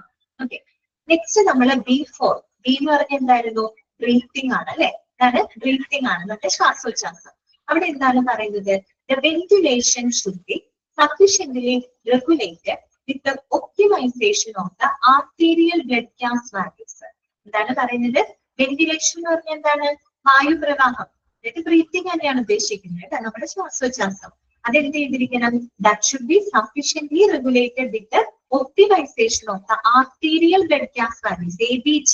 ABG ഒക്കെ നമ്മൾ മെഡിക്കൽ ടെർമിനോളജിയിൽ പറഞ്ഞു പോയിട്ടുണ്ട്, അല്ലാണ്ട് വേറെ ഏതൊരു ചാപ്റ്ററിൽ നമ്മൾ പഠിച്ചിട്ടുണ്ടെന്ന് തോന്നുന്നത്. ABG, arterial blood gas values എന്നാണ് പറയാ കേട്ടോ. എന്ന് പറഞ്ഞാല് നമ്മുടെ പേഷ്യന്റിന്റെ ബ്ലഡിനകത്തുള്ള ഓക്സിജന്റെയും കാർബൺ ഡയോക്സൈഡിന്റെയും ആ ഒരു നോർമൽ ലെവല് മെയിൻറ്റെയിൻ ചെയ്തുകൊണ്ട് നമ്മൾ എന്ത് ചെയ്തിരിക്കണം? അവരുടെ വെന്റിലേഷൻ, അവരുടെ ബ്രീത്തിങ് കൃത്യമായിട്ട് റെഗുലേറ്റ് ചെയ്തിരിക്കണം. അതിന് മനസ്സിലായോ? അതായത് പേഷ്യന്റിന്റെ ബ്ലഡിനകത്തുള്ള ഓക്സിജന്റെയും കാർബൺ ഡയോക്സൈഡ്, അതാണ് ആർട്ടീരിയൽ ബ്ലഡ് ഗ്യാസ് എന്ന് പറയുന്നത്. ദാറ്റ് മീൻസ് ഓക്സിജൻ, നമ്മുടെ ബ്ലഡിനകത്തുള്ള ഓക്സിജന്റെയും കാർബൺ ഡയോക്സൈഡിന്റെയും ആ ഒരു നോർമൽ ലെവല് മെയിൻറ്റെയിൻ ചെയ്തുകൊണ്ട് എന്ത് ചെയ്തിരിക്കണം? ആ പേഷ്യന്റിന്റെ വെന്റിലേഷൻ, അവരുടെ ബ്രീത്തിങ് പ്രോപ്പർ ആയിട്ട് എന്ത് ചെയ്തിരിക്കണം? റെഗുലേറ്റ് ചെയ്തിരിക്കണം, കൺട്രോൾ ചെയ്തിരിക്കണം. അങ്ങനെ വേണം അവർ ഷിഫ്റ്റ് ചെയ്യാനായിട്ട് കേട്ടോ. അതുകൂടാതെ in the suspected pneumothorax chest drain should be installed before the transfer, especially before the air transport. ഇനി ഇവര് പറയുന്നത് ഇത് സസ്പെക്റ്റഡ് ന്യൂമോതൊറാക്സ് ഒക്കെ വരുന്ന കേസുകളാണെങ്കിൽ അവിടെ നമുക്ക് ചെസ്റ്റ് ഡ്രെയിൻ ഇൻസ്റ്റാൾ ചെയ്യേണ്ടതായിട്ട് വരും. അപ്പൊ നിങ്ങൾക്ക് സംശയമാണ് എന്താണ് ഈ ന്യൂമോതൊറാക്സ് അല്ലെ? എന്താണ് ഈ ന്യൂമോതൊറാക്സ്? ന്യൂമോ എന്ന് പറഞ്ഞാൽ എന്താണെന്ന് അറിയോ? ന്യൂമോ എന്ന വാക്കിന്റെ അർത്ഥം എയർ എന്നാണ്. ന്യൂമോ എന്ന വാക്കിന്റെ അർത്ഥം എയർ എന്നാണ്. തൊറാക്സ് നമ്മൾ ഓൾറെഡി പഠിച്ചിട്ടുണ്ട് ഇല്ലേ? Cardio thoracic surgery. തൊറാക്സ് എന്ന് പറഞ്ഞാൽ എന്ത് ഭാഗമെന്ന് ഞാൻ പറഞ്ഞത് ചെസ്റ്റ് ക്യാവിറ്റി ആണ് അല്ലെ? ഇവിടെ ഉദ്ദേശിക്കുന്നത് ലെൻസ് ആണ് അല്ലെ? ലെൻസ് ആണ് ഇവിടെ ഉദ്ദേശിക്കുന്നത്. അപ്പൊ ന്യൂമോതൊറാക്സ് എന്ന് പറഞ്ഞാല് എയർ ഇൻ ദ ലെൻസ്, അത്രയേ ഉള്ളൂ. എയർ ഇൻ ദ ലെൻസ്, അതായത് നമ്മുടെ ശ്വാസകോശത്തില് വായു വന്ന് നിറയുന്ന അവസ്ഥയാണ്. കുറച്ചും കൂടെ വ്യക്തമായിട്ട് പറയുകയാണെങ്കിൽ നമ്മുടെ ശ്വാസകോശം, നമ്മുടെ ലെൻസ് ഉണ്ടല്ലോ, നമ്മുടെ ശ്വാസകോശത്തിനെ കവർ ചെയ്യുന്ന ഒരു മെംബ്രെയിൻ ഉണ്ട്, ഒരു ആവരണം ഉണ്ട്. അതിന് നമ്മൾ പ്ലൂറ എന്നാണ് പറയുക. തന്നെ പറയാം പ്ലൂറ.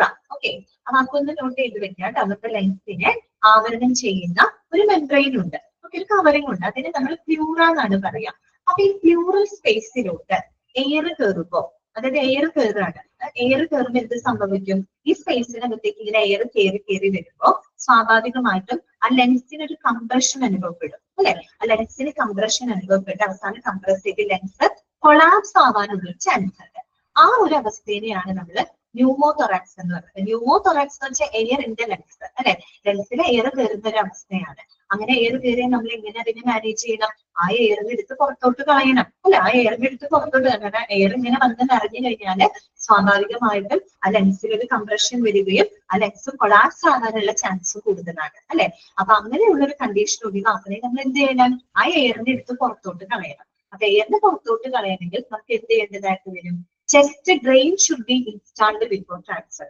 ചെസ്റ്റ് ഡ്രെയിൻ എന്ന് പറഞ്ഞാൽ ചെസ്റ്റ് ട്യൂബ് ആണ്, അല്ലെങ്കിൽ എന്റെ പേര് വരും ട്രക്കിയോസ്റ്റമി ട്യൂബ് എന്നൊക്കെ പറയും. ട്രക്കിയോസ്റ്റമി ട്യൂബ് എന്നൊക്കെ എന്നെ പറയാറുണ്ട് കേട്ടോ. ഓക്കെ, ട്രക്കിയോസ്റ്റമി ട്യൂബ് എന്നല്ലേ എന്നെ പറയാം. അതെ, ട്രക്കിയോസ്റ്റമി അല്ല, സോറി തെറ്റിപ്പോയതാണ്. തൊറാക്കോസ്റ്റമി ട്യൂബ് എന്നാണ് പറയാം. ഓക്കെ, തൊറാക്കോസ്റ്റമി വെച്ചാൽ ലെങ്ത് ആണല്ലോ. അപ്പൊ തൊറാക്കോസ്റ്റമി ട്യൂബ് എന്ന് പറയും, അല്ലെങ്കിൽ ചെസ്റ്റ് ട്യൂബ് എന്ന് പറയും. ഇതൊരു മെഡിക്കൽ എക്യുപ്മെന്റ് ആണ് കേട്ടോ.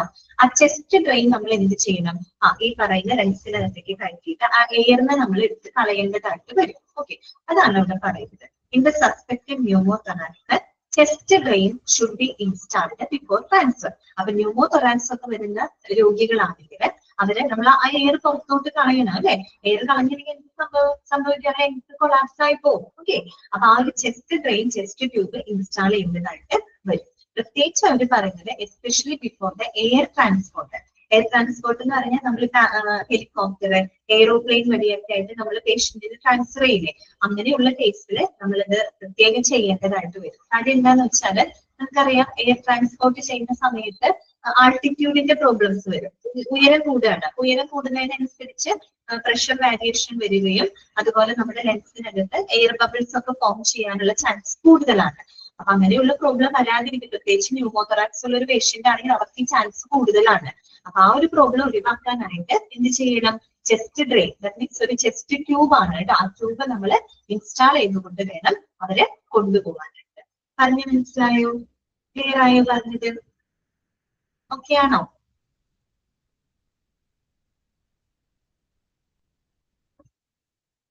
ഓക്കെ ആണല്ലോ. അപ്പൊ നമ്മുടെ വാക്യാണ് ventilation should be sufficiently regulated with optimisation of the arterial blood gas values. നമ്മുടെ ബ്ലഡിനകത്തുള്ള എന്താ പറയാ ഓക്സിജന്റെയും കാർബൺ ഡയോക്സൈഡിന്റെ നോർമൽ ലെവലിൽ തന്നെ നിർത്തിക്കൊണ്ട് ആ ഒരു രോഗിയുടെ ബ്രീത്തിങ്, ദാറ്റ് മീൻസ് അവരുടെ വെന്റിലേഷൻ പ്രോപ്പർ ആയിട്ട് റെഗുലേറ്റ് ചെയ്യണം. ന്യൂമോതൊറാക്സ് വരുന്ന അത്തരത്തിലുള്ള പേഷ്യൻസ് ആണെങ്കിൽ ന്യൂമോതൊറാക്സ് നിങ്ങളുടെ മനസ്സിലുണ്ടാവുന്ന കേട്ടോ. എയർ ഇൻ ദ ലെൻസ്, ലെൻസിൽ എയർ കയറുന്ന അവസ്ഥയാണ്. ലെൻസിന്റെ ഒരു കവറിംഗ് ഉണ്ട്, പ്ലൂറ എന്നാണ് പറയാ. ആ പ്ലൂറൽ സ്പേസിനകത്തേക്ക് എയർ കയറുമ്പോൾ സ്വാഭാവികമായിട്ടും എയർ കയറി നിറഞ്ഞ് അവസാന ലെൻസിലോട്ട് ആ കംപ്രഷൻ വന്ന് ലെൻസ് കൊളാപ്സ് ആവാനുള്ള ഒരു ചാൻസ് ഉണ്ട്. അപ്പൊ ആ ഒരു സിറ്റുവേഷൻ വന്നു കഴിഞ്ഞാൽ ആ എയറിനെ എടുത്ത് നമ്മൾ പുറത്തോട്ട് കളയണം. അപ്പൊ അതിന് വേണ്ടിയിട്ട് നമ്മൾ ഉപയോഗിക്കുന്ന ഒരു ട്യൂബാണ് chest drain. Okay, chest tube എന്നൊക്കെ നമ്മൾ പറയും. ആ ട്യൂബ് ഇൻസ്റ്റാൾ ചെയ്തിട്ട് വേണം എന്ത് ചെയ്യാനായിട്ട്? നമ്മൾ ആ ഒരു പേഷ്യന്റിനെ ഷിഫ്റ്റ് ചെയ്യാനായിട്ട്, പ്രത്യേകിച്ച് എയർ ട്രാൻസ്പോർട്ട് ചെയ്യുന്ന പേഷ്യന്റിന്റെ കേസ്. Okay, clear. അടുത്തതാണ് സർക്കുലേഷൻ അല്ലെ? സി എന്താണ്? സർക്കുലേഷൻ എന്താ ഉദ്ദേശിക്കുന്നത്? നമ്മുടെ ബ്ലഡ് സർക്കുലേഷൻ അല്ലെ, അതാണ് അവിടെ ഉദ്ദേശിക്കുന്നത്. എന്താണ് അവിടെ ശ്രദ്ധിക്കേണ്ട കാര്യം? The patient should have at least 2 wide-bore intravenous working cannulas in place before shifting. അതായത് ഒരു പേഷ്യന്റിനെ നമ്മൾ ഷിഫ്റ്റ് ചെയ്യുന്ന സമയത്ത് അറ്റ്ലീസ്റ്റ് 2 ഇൻട്രാവെനസ് കാനുലകളെങ്കിലും അവരുടെ അതിന്റെ കൂടെ ഉണ്ടായിരിക്കണം എന്നാണ് പറയുന്നത്. ഐ വി കാനുല ഇവിടെ കയ്യിൽ വെക്കുന്ന കാനുല കണ്ടില്ല, I V cannula. I V എന്ന് വെച്ചാൽ ഇൻട്രാവെനസ് ആണ് അല്ലെ, അതായത് വൈഡ് ബോർ ഇൻട്രാവെനസ് എന്നാണ്. വൈഡ് ബോർ എന്ന് വെച്ചാൽ കുറെ കൂടെ വ്യാസമുള്ളത്, വെച്ചാൽ കുറെ കൂടെ ഒരു എന്താ പറയാ വിസ്താരമുള്ള ഒരു ഉൾവ്യാസമുള്ള ഇൻട്രാവെനസ് കാനുലകള് എപ്പോഴും 2 എണ്ണമെങ്കിലും ഉണ്ടാകണമെന്നാണ് പറയുന്നത്. എന്തുകൊണ്ട് അങ്ങനെ പറയാൻ കാരണം എന്താന്ന് വെച്ചാല് external hemorrhage if any should be regulated, controlled, and any shock should be treated with the intravenous fluids or vasopressors. അതായത് എക്സ്റ്റേണൽ ഹെമറേജ് എന്ന് പറഞ്ഞാൽ എന്താണ്?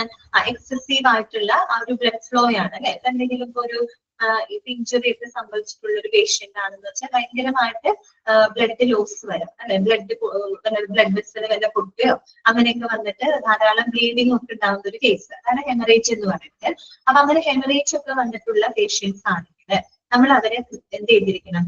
That should B regulated and controlled അല്ലെ. അതിന് നമ്മൾ കറക്റ്റ് ആയിട്ട് റെഗുലേറ്റ് ചെയ്ത് കൺട്രോൾ ചെയ്ത് വേണം അവരെ കൊണ്ടുപോകാനായിട്ട്. എന്ന് വെച്ചാൽ അധികം സിവിയർ ആയിട്ടൊരു ബ്ലഡ് ലോസ് വരാത്ത രീതിയിൽ നമ്മൾ അവരെ റെഗുലേറ്റ് ചെയ്ത് വേണം കൊണ്ടുപോകാനായിട്ട്.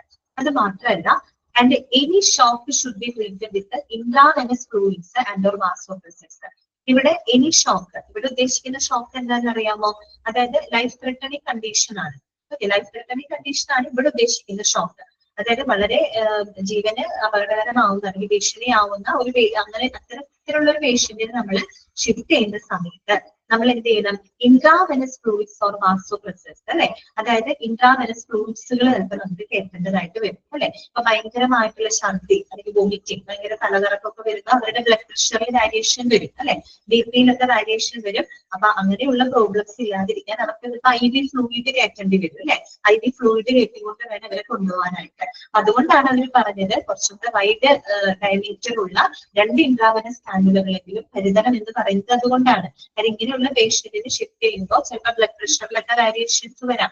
അപ്പൊ അങ്ങനെയുള്ള സിറ്റുവേഷനിൽ അവരെ സ്റ്റെബിലൈസ് ചെയ്യാനായിട്ട് ചിലപ്പോൾ നമുക്ക് ഐ വി ഫ്ലൂയിഡ് കൊടുക്കേണ്ടതായിട്ട് വരും. അപ്പൊ അതിന് വേണ്ടിയിട്ടാണ് ഐ വി കാനുല കരുതണം എന്ന് പറയുന്നത് കേട്ടോ. അപ്പൊ ഇൻട്രാവെനസ് ഫ്ലൂയിഡ്സ് ഓർ വാസോപ്രസേഴ്സ്. വാസോപ്രസർ എന്ന് പറഞ്ഞാൽ മെഡിസിൻ ആണ്, medication that support the blood pressure. അതായത് ബ്ലഡ് പ്രഷർ ഒക്കെ വരുന്ന സാഹചര്യങ്ങളിൽ അതിനെ കൺട്രോൾ ചെയ്യാനായിട്ട് കൊടുക്കുന്ന ഒരു മരുന്നാണ് കേട്ടോ വാസോപ്രസേഴ്സ് എന്ന് പറയുന്നത്. ഓക്കെ, അപ്പൊ അത്തരത്തിലുള്ള വാസോപ്രസേഴ്സ് അല്ലെങ്കിൽ ഇൻട്രാവെനസ് ഫ്ലൂയിഡ്സുകൾ എന്ന് പേഷ്യന്റിലേക്ക് ചിലപ്പോൾ നമുക്ക് അഡ്മിനിസ്റ്റർ ചെയ്യേണ്ടതായിട്ട് വരും. അതുകൊണ്ടാണ് ഐ വി കാനുലകൾ 2 എണ്ണമെങ്കിലും അത്യാവശ്യം ഉൾവ്യാസമുള്ളത് പേഷ്യന്റിന് ഷിഫ്റ്റ് ചെയ്യുമ്പോൾ കൊണ്ടുപോകണമെന്ന് പറയുന്നത്. പിന്നെ മാത്രമല്ല, availability of cross matched blood may be needed in the course of the transport. അത് മാത്രമല്ല, ഇത് ഇങ്ങനെയുള്ള പേഷ്യന്റിനെ ട്രാൻസ്പോർട്ട് ചെയ്യുമ്പോൾ ചിലപ്പോൾ ബ്ലഡ് ലോസ്, ഹെമറേജ് പോലെയുള്ള ബ്ലഡ് ലോസ് ഒക്കെ വന്നിട്ടുള്ള പേഷ്യന്റ് ആണെങ്കിൽ ചിലപ്പോൾ നമുക്ക് ട്രാൻസ്ഫ്യൂഷൻ ചെയ്യേണ്ടതായിട്ട് വരും അല്ലെ. സിവിയർ ബ്ലീഡിംഗ് ഒക്കെ പറ്റിയിട്ടുള്ള പേഷ്യന്റ് ആണെങ്കിൽ സ്വാഭാവികമായിട്ട് അവരെ നമുക്ക് എന്ത് ചെയ്യേണ്ടി വരും? ആ ബ്ലഡ് ചിലപ്പോൾ കയറ്റേണ്ടതായിട്ട് വരും, ട്രാൻസ്ഫ്യൂഷൻ നടത്തേണ്ടതായിട്ട് വരും. അപ്പൊ ട്രാൻസ്ഫ്യൂഷൻ നടത്തണമെങ്കിൽ എപ്പോഴും ക്രോസ് മാച്ച്ഡ് ആയിട്ടുള്ള ബ്ലഡ് എപ്പോഴും സെറ്റ് ആയിരിക്കണം. അതായത് ആ രോഗിക്ക് മാച്ചിങ് ആയിട്ടുള്ള ആ ക്രോസ് മാച്ച്ഡ് ബ്ലഡും അവിടെ അവൈലബിൾ ആയിരിക്കണം കേട്ടോ ട്രാൻസ്ഫർ ചെയ്യുന്ന സമയത്ത്. ഇൻ കേസ് എന്തെങ്കിലും ഒരു ട്രാൻസ്ഫ്യൂഷൻ ഒക്കെ ആവശ്യമായിട്ട് വരികയാണെങ്കിൽ പെട്ടെന്ന് തന്നെ നമുക്ക് ബ്ലഡ് കയറ്റണം രോഗിക്ക് അല്ലെ. അതുകൊണ്ട് ക്രോസ് മാച്ച്ഡ് ബ്ലഡും അവിടെ അവൈലബിൾ ആയിരിക്കണം. ഇതാണ് സർക്കുലേഷനുമായിട്ട് ബന്ധപ്പെട്ട് അവർ പറയുന്ന കാര്യം. ഓക്കെ, ക്ലിയർ ആയോ? ഓക്കെ ആണോ? അതെ അതെ അതെ അതെ കേട്ടോ. അവിടെ ഹെമറേജ് എന്ന് വെച്ചാൽ ഫ്ലോ അല്ലെങ്കിൽ ഡിസ്ചാർജ് ഓഫ് ഫ്ലൂയിഡ് ആണ്, ദാറ്റ് മീൻസ് ബ്ലഡ്. അപ്പൊ നമ്മള് പരിക്കൊക്കെ ചിലർക്ക് സ്ട്രോക്ക് ഒക്കെ വരുമ്പോ നമ്മുടെ ബ്രെയിനിലുള്ള ബ്ലഡ് വെസലൊക്കെ പൊട്ടിപ്പോകും. അത് കൂടാതെ സംഭവിക്കാമല്ലോ, ഇപ്പൊ ആക്സിഡന്റ് അങ്ങനെയൊക്കെ സംഭവിക്കുമ്പോഴൊക്കെ ഹെമറേജ് ഒക്കെ വരാം. ഇന്റേണൽ ഇഞ്ചുറി ഒക്കെ വന്നിട്ട് ഭയങ്കര ബ്ലീഡിംഗ് ഒക്കെ വരാം, ബ്ലഡ് വെസലൊക്കെ പൊട്ടിയിട്ട് അങ്ങനെയുള്ള സാഹചര്യങ്ങൾ കേട്ടോ. അപ്പൊ ബ്ലീഡിങ് വരുമ്പോൾ സ്വാഭാവികമായിട്ടും നമ്മുടെ ബ്ലഡ് പോകുന്നതിനനുസരിച്ച് രോഗിയുടെ കണ്ടീഷൻ മോശമാവുമല്ലോ. ചിലപ്പോൾ നമുക്ക് ബ്ലഡ് കയറ്റേണ്ടതായിട്ട് വരും. ഓക്കെ, അതുപോലെ ഐ വി ഫ്ലൂയിഡുകൾ കയറ്റേണ്ടതായിട്ട് വരും. അപ്പോഴൊക്കെയാണ് ഈ ഐ വി കാനുല കരുതണം എന്ന് പറയും കേട്ടോ. അപ്പൊ നമ്മൾ ഷിഫ്റ്റ് ചെയ്യുന്നതിന് മുമ്പായിട്ട് ശ്രദ്ധിക്കേണ്ട കാര്യങ്ങളാണ് കേട്ടോ, പ്രിപ്പറേഷൻസ് ആണ്. ഓക്കെ, അടുത്ത നമുക്ക് പറയാനുള്ളത് disability or neurological status. D4 ABC, A കഴിഞ്ഞു, B കഴിഞ്ഞു, C കഴിഞ്ഞു, D ആണ് നമുക്ക് പറയാനുള്ളത്. ഡിസേബിലിറ്റി. ഡിസേബിലിറ്റി എന്ന് പറഞ്ഞാൽ ഇവിടെ ഉദ്ദേശിക്കുന്നത് എന്താണ്? ന്യൂറോളജിക്കൽ സ്റ്റാറ്റസ് ആണ്. അതായത് അവരുടെ നെർവസ് സംബന്ധമായിട്ടുള്ള കാര്യങ്ങളാണ്. നമുക്കറിയാലോ, നമ്മുടെ നെർവസ് സിസ്റ്റത്തിനൊക്കെ എന്തെങ്കിലും തകരാറ് സംഭവിച്ചാൽ നമ്മുടെ മൂവ്മെന്റ്സിനെ അത് ബാധിക്കും. നമ്മൾ ഡിസേബിൾ ആയിട്ട് പോകും അല്ലെ? നമുക്ക് കയ്യോ കാലോ ഒന്നും അനക്കാൻ പറ്റാത്ത ഒരു അവസ്ഥയിലായിരിക്കും അല്ലെ? അപ്പൊ അതുമായിട്ട് ബന്ധപ്പെട്ട് എന്തൊക്കെ കാര്യങ്ങളാണ് ശ്രദ്ധിക്കേണ്ടത്? ഒന്ന് ശ്രദ്ധിക്കാം. Patients with head injury should have their Glasgow Coma Scale as the GCS adequately monitored and recorded it documented before and in the course of transfer and before the administration of any sedative or a paralytic agent. അപ്പൊ നമുക്ക് അവിടെ പരിചയമില്ലാത്ത കുറെ കാര്യങ്ങളുണ്ട് അല്ലെ? ഒന്ന് Glasgow coma scale. നിങ്ങൾ ആദ്യം പഠിച്ചു വെക്കുന്നത് GCSന്റെ എക്സ്പാൻഷൻ പഠിച്ചു വെക്കണം കേട്ടോ. GCSന്റെ എക്സ്പാൻഷൻ എന്താണ്? ഗ്ലാസ്ഗോ കോമ സ്കെയിൽ ചോദിക്കാറുണ്ട്. അതുപോലെ നമ്മൾ നേരത്തെ ETBയുടെ പഠിച്ചിട്ടുണ്ട് കേട്ടോ, എൻഡോട്രക്കിയൽ ട്യൂബ്. അതുപോലെ GCSന്റെ എക്സ്പാൻഷൻ പഠിച്ചു വെക്കാം. ഗ്ലാസ്ഗോ കോമ സ്കെയിൽ എന്താണ് ഈ സംഭവം? ഗ്ലാസ്ഗോ കോമ സ്കെയിൽ എന്ന് പറഞ്ഞാൽ എന്താണ്? ഇതൊരു ന്യൂറോളജിക്കൽ സ്കെയിൽ ആണ്. എന്താണ്? ഒരു ന്യൂറോളജിക്കൽ സ്കെയിൽ ആണ്. That used to assess the എന്താ പറയുക ന്യൂറോളജിക്കൽ ഫംഗ്ഷൻ, അതുപോലെ level of consciousness of a patient, particularly after the head injury. അതായത് നമ്മൾ ഈ ഹെഡ് ഇഞ്ചുറി ഒക്കെ സംഭവിച്ചു കഴിഞ്ഞിട്ടുള്ള പേഷ്യൻസ് ഉണ്ടായിരിക്കുമല്ലോ, അങ്ങനെയുള്ള പേഷ്യൻസിന്റെ ന്യൂറോളജിക്കൽ ഫങ്ഷൻസ്, അവരുടെ ആ ഒരു നെർവസ് സംബന്ധമായിട്ടുള്ള പ്രവർത്തനങ്ങളും, അതുപോലെ അവരുടെ ലെവൽ ഓഫ് കോൺഷ്യസ്നെസ് എന്നുവെച്ചാൽ അവരുടെ ബോധാവസ്ഥ. ചിലപ്പോൾ ഹെഡ് ഇഞ്ചുറി ഒക്കെ സംഭവിച്ചു കഴിഞ്ഞാൽ ബോധം പോകും, ബോധം നഷ്ടപ്പെടും, ചിലർ അബോധാവസ്ഥയിലൊക്കെ ആവും അല്ലെ? അപ്പൊ അവരുടെ ആ ഒരു ലെവൽ ഓഫ് കോൺഷ്യസ്നെസ്സും അവരുടെ ഒരു ന്യൂറോളജിക്കൽ ഫങ്ഷൻസും ഒക്കെ അസസ് ചെയ്യാനായിട്ട് നമ്മൾ ഉപയോഗിക്കുന്ന ഒരു സ്കെയിലാണ് എന്ത്? ഗ്ലാസ്ഗോ കോമ സ്കെയിൽ എന്ന് പറയുന്നത്. ഓക്കെ, അപ്പൊ ഗ്ലാസ്ഗോ കോമ സ്കെയിൽ എന്ന് പറഞ്ഞാല് അതൊരു ന്യൂറോളജിക്കൽ സ്കെയിലാണ്. ന്യൂറോളജിക്കൽ സ്കെയിലാണ്. എന്തിനു വേണ്ടിയിട്ടാണ് അത് ഉപയോഗിക്കുന്നത്? Used to assess the neurological function, അതുപോലെ തന്നെ level of consciousness of the patient. പ്രത്യേകിച്ച് എങ്ങനെയുള്ള പേഷ്യൻസ് ആണ്? Particularly the patients with after head injury, ഭയങ്കര ഹെഡ് ഇഞ്ചുറി ഒക്കെ സംഭവിച്ചു കഴിഞ്ഞിട്ടുള്ള പേഷ്യൻസ് ഉണ്ടല്ലോ, അങ്ങനെയുള്ളവരുടെ ആ ഒരു ലെവൽ ഓഫ് കോൺഷ്യസ്നെസ്സും ന്യൂറോളജിക്കൽ ഫങ്ഷൻസും അസസ് ചെയ്യാനായിട്ട് നമ്മൾ ഉപയോഗിക്കുന്ന ഒരു ന്യൂറോളജിക്കൽ സ്കെയിൽ ഉണ്ട്. അതിനെയാണ് നമ്മൾ ഗ്ലാസ്ഗോ കോമ സ്കെയിൽ അഥവാ GCS എന്ന് പറയുന്നത്. അപ്പോ ഇവിടെ എന്താണ്? അങ്ങനെ ഹെഡ് ഇഞ്ചുറി സംഭവിച്ചിട്ടുള്ള പേഷ്യൻസിനെ നമ്മൾ ഈ ഗ്ലാസ്ഗോ കോമ സ്കെയിൽ ഉപയോഗിച്ച് കൃത്യമായിട്ട് അവരെന്ത് ചെയ്യണം? മോണിറ്റർ ചെയ്യണം, അവരെ വിലയിരുത്തണം. And recorded in A document, അത് കൃത്യമായിട്ട് അവരുടെ ഡോക്യുമെന്റിൽ റെക്കോർഡ് ചെയ്ത് വെക്കണം. അവരുടെ ലെവൽ ഓഫ് കോൺഷ്യസ്നെസ്, നിലവിൽ അവരുടെ ന്യൂറോളജിക്കൽ ഫംഗ്ഷൻ എന്താണ് എന്നുള്ളത് കൃത്യമായിട്ട് മോണിറ്റർ ചെയ്ത് അവരുടെ ഡോക്യുമെന്റിൽ അത് റെക്കോർഡ് ചെയ്ത് വെക്കണം. Okay, before and in the course of transfer, അതായത് ട്രാൻസ്ഫർ ചെയ്യുന്നതിന് മുൻപാണെങ്കിലും ട്രാൻസ്ഫർ ചെയ്യുന്ന സമയത്താണെങ്കിലും ഈ ഒരു കാര്യം കൃത്യമായിട്ട് അവർ ചെയ്യണം.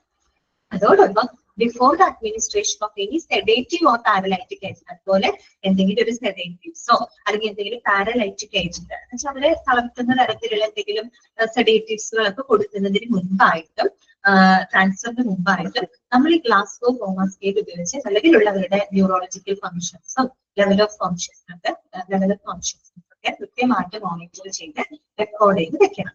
അതാണ് അവിടെ ഉദ്ദേശിച്ചത്. മനസ്സിലായോ? ക്ലിയർ ആയോ പറഞ്ഞത്? ഓക്കെ ആണോ? ഓക്കെ അല്ലേ? ഇത്രയാണ് അവിടെ ശ്രദ്ധിക്കേണ്ടത് കേട്ടോ. അതുകൂടാണ്ട് the patient should be protected from the cold by providing suitable blankets apart from the above pre-transfer checklist. അപ്പൊ നമ്മൾ ഈ പറഞ്ഞ പ്രീ ട്രാൻസ്ഫർ ചെക്ക് ലിസ്റ്റിന് പുറമെ നമ്മൾ പേഷ്യന്റിനെ എപ്പോഴും വാമാക്കി സൂക്ഷിക്കണം. അവർക്ക് തണുപ്പ് അധികം അടിക്കാനായിട്ട് പാടില്ല. അതുകൊണ്ട് അവർക്ക് അതിനാവശ്യമായിട്ടുള്ള ബ്ലാങ്കറ്റുകളും മറ്റും ഒക്കെ പ്രൊവൈഡ് ചെയ്യണം കേട്ടോ. അതാണ് അവരോട് പറഞ്ഞത്. അതുപോലെ on the day transfer itself all basic investigations that should be performed to reflect the present condition of the patient.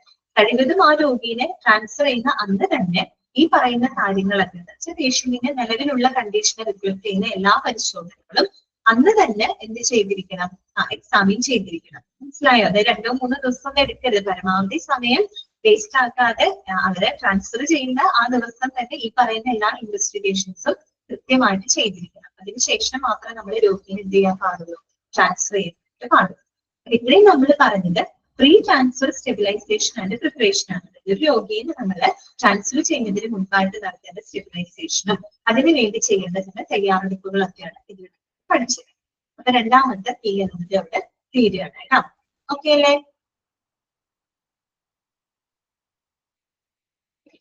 ഇനി നമുക്ക് മൂന്നാമത്തെ എലിമെന്റ് എന്താണ്? Mode of transfer. അത് എളുപ്പമാണ് കേട്ടോ. മോഡ് ഓഫ് ട്രാൻസ്ഫർ എന്ന് പറഞ്ഞാൽ എന്താണ്? Method of transfer. ഏത് രീതിയിലൊക്കെ നമുക്കൊരു പേഷ്യന്റിനെ ട്രാൻസ്ഫർ ചെയ്യാം? എയർ ട്രാൻസ്പോർട്ടും ഉണ്ട്, അതുപോലെ തന്നെ ലാൻഡ് ട്രാൻസ്പോർട്ടും ഉണ്ട്. അല്ലെ, രണ്ട് രീതിയിൽ നമുക്ക് പേഷ്യന്റിനെ ട്രാൻസ്ഫർ ചെയ്യാം. അപ്പൊ ആ ഒരു കാര്യമാണ് അവിടെ പറഞ്ഞിരിക്കുന്നത്. The two most commonly employed methods of transfer of patients are എന്തൊക്കെയാണ്? Ground transport by including ambulances and mobile intensive care units കേട്ടോ. അതായത് നമ്മുടെ ആംബുലൻസ്, MIC, അതുപോലെ mobile intensive care unit. Ambulance തന്നെയാണ്, കുറച്ചും കൂടെ അഡ്വാൻസ്ഡ് സൗകര്യങ്ങളുള്ള ആംബുലൻസ് ആണ് മാത്രം കേട്ടോ. അപ്പൊ അത്തരത്തിലുള്ള ഗ്രൗണ്ട് ട്രാൻസ്പോർട്ട് ഉണ്ടാവാം. അതുപോലെ air transport including helicopter or aeroplane ആണ്. ഹെലികോപ്റ്റർ, എയ്റോപ്ലെയിൻ സംവിധാനങ്ങളുള്ള എയർ ട്രാൻസ്പോർട്ടിലൂടെയും നമുക്ക് എന്ത് ചെയ്യാൻ പറ്റും? പേഷ്യന്റിനെ ട്രാൻസ്ഫർ ചെയ്യാം. അപ്പൊ അതുമായിട്ട് ബന്ധപ്പെട്ട കുറച്ച് കാര്യങ്ങൾ നോക്കാം. ഫസ്റ്റ് വൺ എന്താണ്?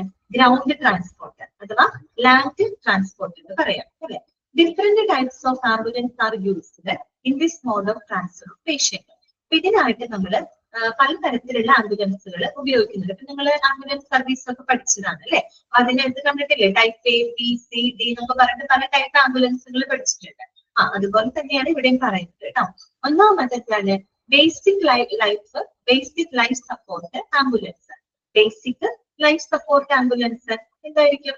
These ambulances are conditioned with adequate staff and monitoring devices to shift the patients without life-threatening conditions. And these can only provide basic life support service. അപ്പൊ ഒന്ന് അണ്ടർലൈൻ ചെയ്ത് വെക്കാം. To shift the patients without life-threatening condition. അതായത് നമ്മുടെ non life threatening condition, അതായത് വെച്ചാൽ ജീവന് ഭീഷണിയാവുന്ന സാഹചര്യങ്ങൾ ഇല്ലാത്ത രോഗികൾ ഉണ്ടാകുക. അത്ര ക്രിട്ടിക്കൽ ഒന്നുമല്ല, നോർമലി ഉള്ള പേഷ്യൻസ്, അതാണ് ഉദ്ദേശിക്കുന്നത് കേട്ടോ. വിത്തൗട്ട് ലൈഫ് ത്രെട്ടണിങ് കണ്ടീഷൻ, അതായത് ജീവന് ഭീഷണിയാവുന്ന സാഹചര്യങ്ങൾ ഇല്ലാത്ത രോഗികളെ ഷിഫ്റ്റ് ചെയ്യുന്നതിനായിട്ട് ആവശ്യത്തിന് സ്റ്റാഫുകളും അത്യാവശ്യം വേണ്ട മോണിറ്ററിംഗ് സംവിധാനങ്ങളൊക്കെ സജ്ജമാക്കിയിട്ടുള്ള ആംബുലൻസ്. അതാണ് ഇതിന്റെ ബേസിക് ലൈഫ് സപ്പോർട്ട് ആംബുലൻസ് എന്ന് പറഞ്ഞാൽ. ബേസിക് ലൈഫ് സപ്പോർട്ടാണ് അവിടെ കൊടുക്കുന്നത്. ഇതാണ് അവിടെ എഴുതിയിരിക്കുന്നത്. This can only provide basic life support service എന്ന് വെച്ചാൽ ഇത്തരം ആംബുലൻസുകൾക്ക് വളരെ എന്താണ് അടിസ്ഥാനപരമായിട്ടുള്ള ജീവൻ രക്ഷാ സേവനങ്ങൾ മാത്രമേ ഇത്തരം ആംബുലൻസുകളിൽ കൊടുക്കുന്നുള്ളൂ കേട്ടോ. വലിയ ക്രിട്ടിക്കൽ ആയിട്ടുള്ള പേഷ്യൻസ് ഒന്നുമല്ല, നോൺ ലൈഫ് ത്രെട്ടനിങ് കണ്ടീഷനുള്ള പേഷ്യൻസിനെയാണ് ഷിഫ്റ്റ് ചെയ്യുന്നത്. അതുകൊണ്ട് തന്നെ ഏറ്റവും അടിസ്ഥാനപരമായിട്ടുള്ള ജീവൻ രക്ഷാ സേവനങ്ങളാണ് ബേസിക് ലൈഫ് സപ്പോർട്ട് ആംബുലൻസിൽ കൊടുക്കുന്നത്. ഓക്കെ, രണ്ടാമത്തത് അഡ്വാൻസ്ഡ് ലൈഫ് സപ്പോർട്ട് ആംബുലൻസ്. അപ്പൊ ഇതിൽ തന്നെ നമുക്ക് മനസ്സിലാവില്ല, കുറേ കൂടെ അഡ്വാൻസ്ഡ് ആയിട്ടുള്ള ജീവൻ രക്ഷാ സേവനങ്ങൾ കൊടുക്കുന്ന ആംബുലൻസ് ആയിരിക്കും. എന്താണ് അതിന്റെ പ്രത്യേകത നോക്കി? These ambulances can provide modern life support services like നമ്മൾ നേരത്തെ പറഞ്ഞ എൻഡോട്രക്കിയൽ ഇൻക്യുബേഷൻ, അതുപോലെ കാർഡിയാക് മോണിറ്ററിംഗ്, ഡീഫിബ്രിലേഷൻ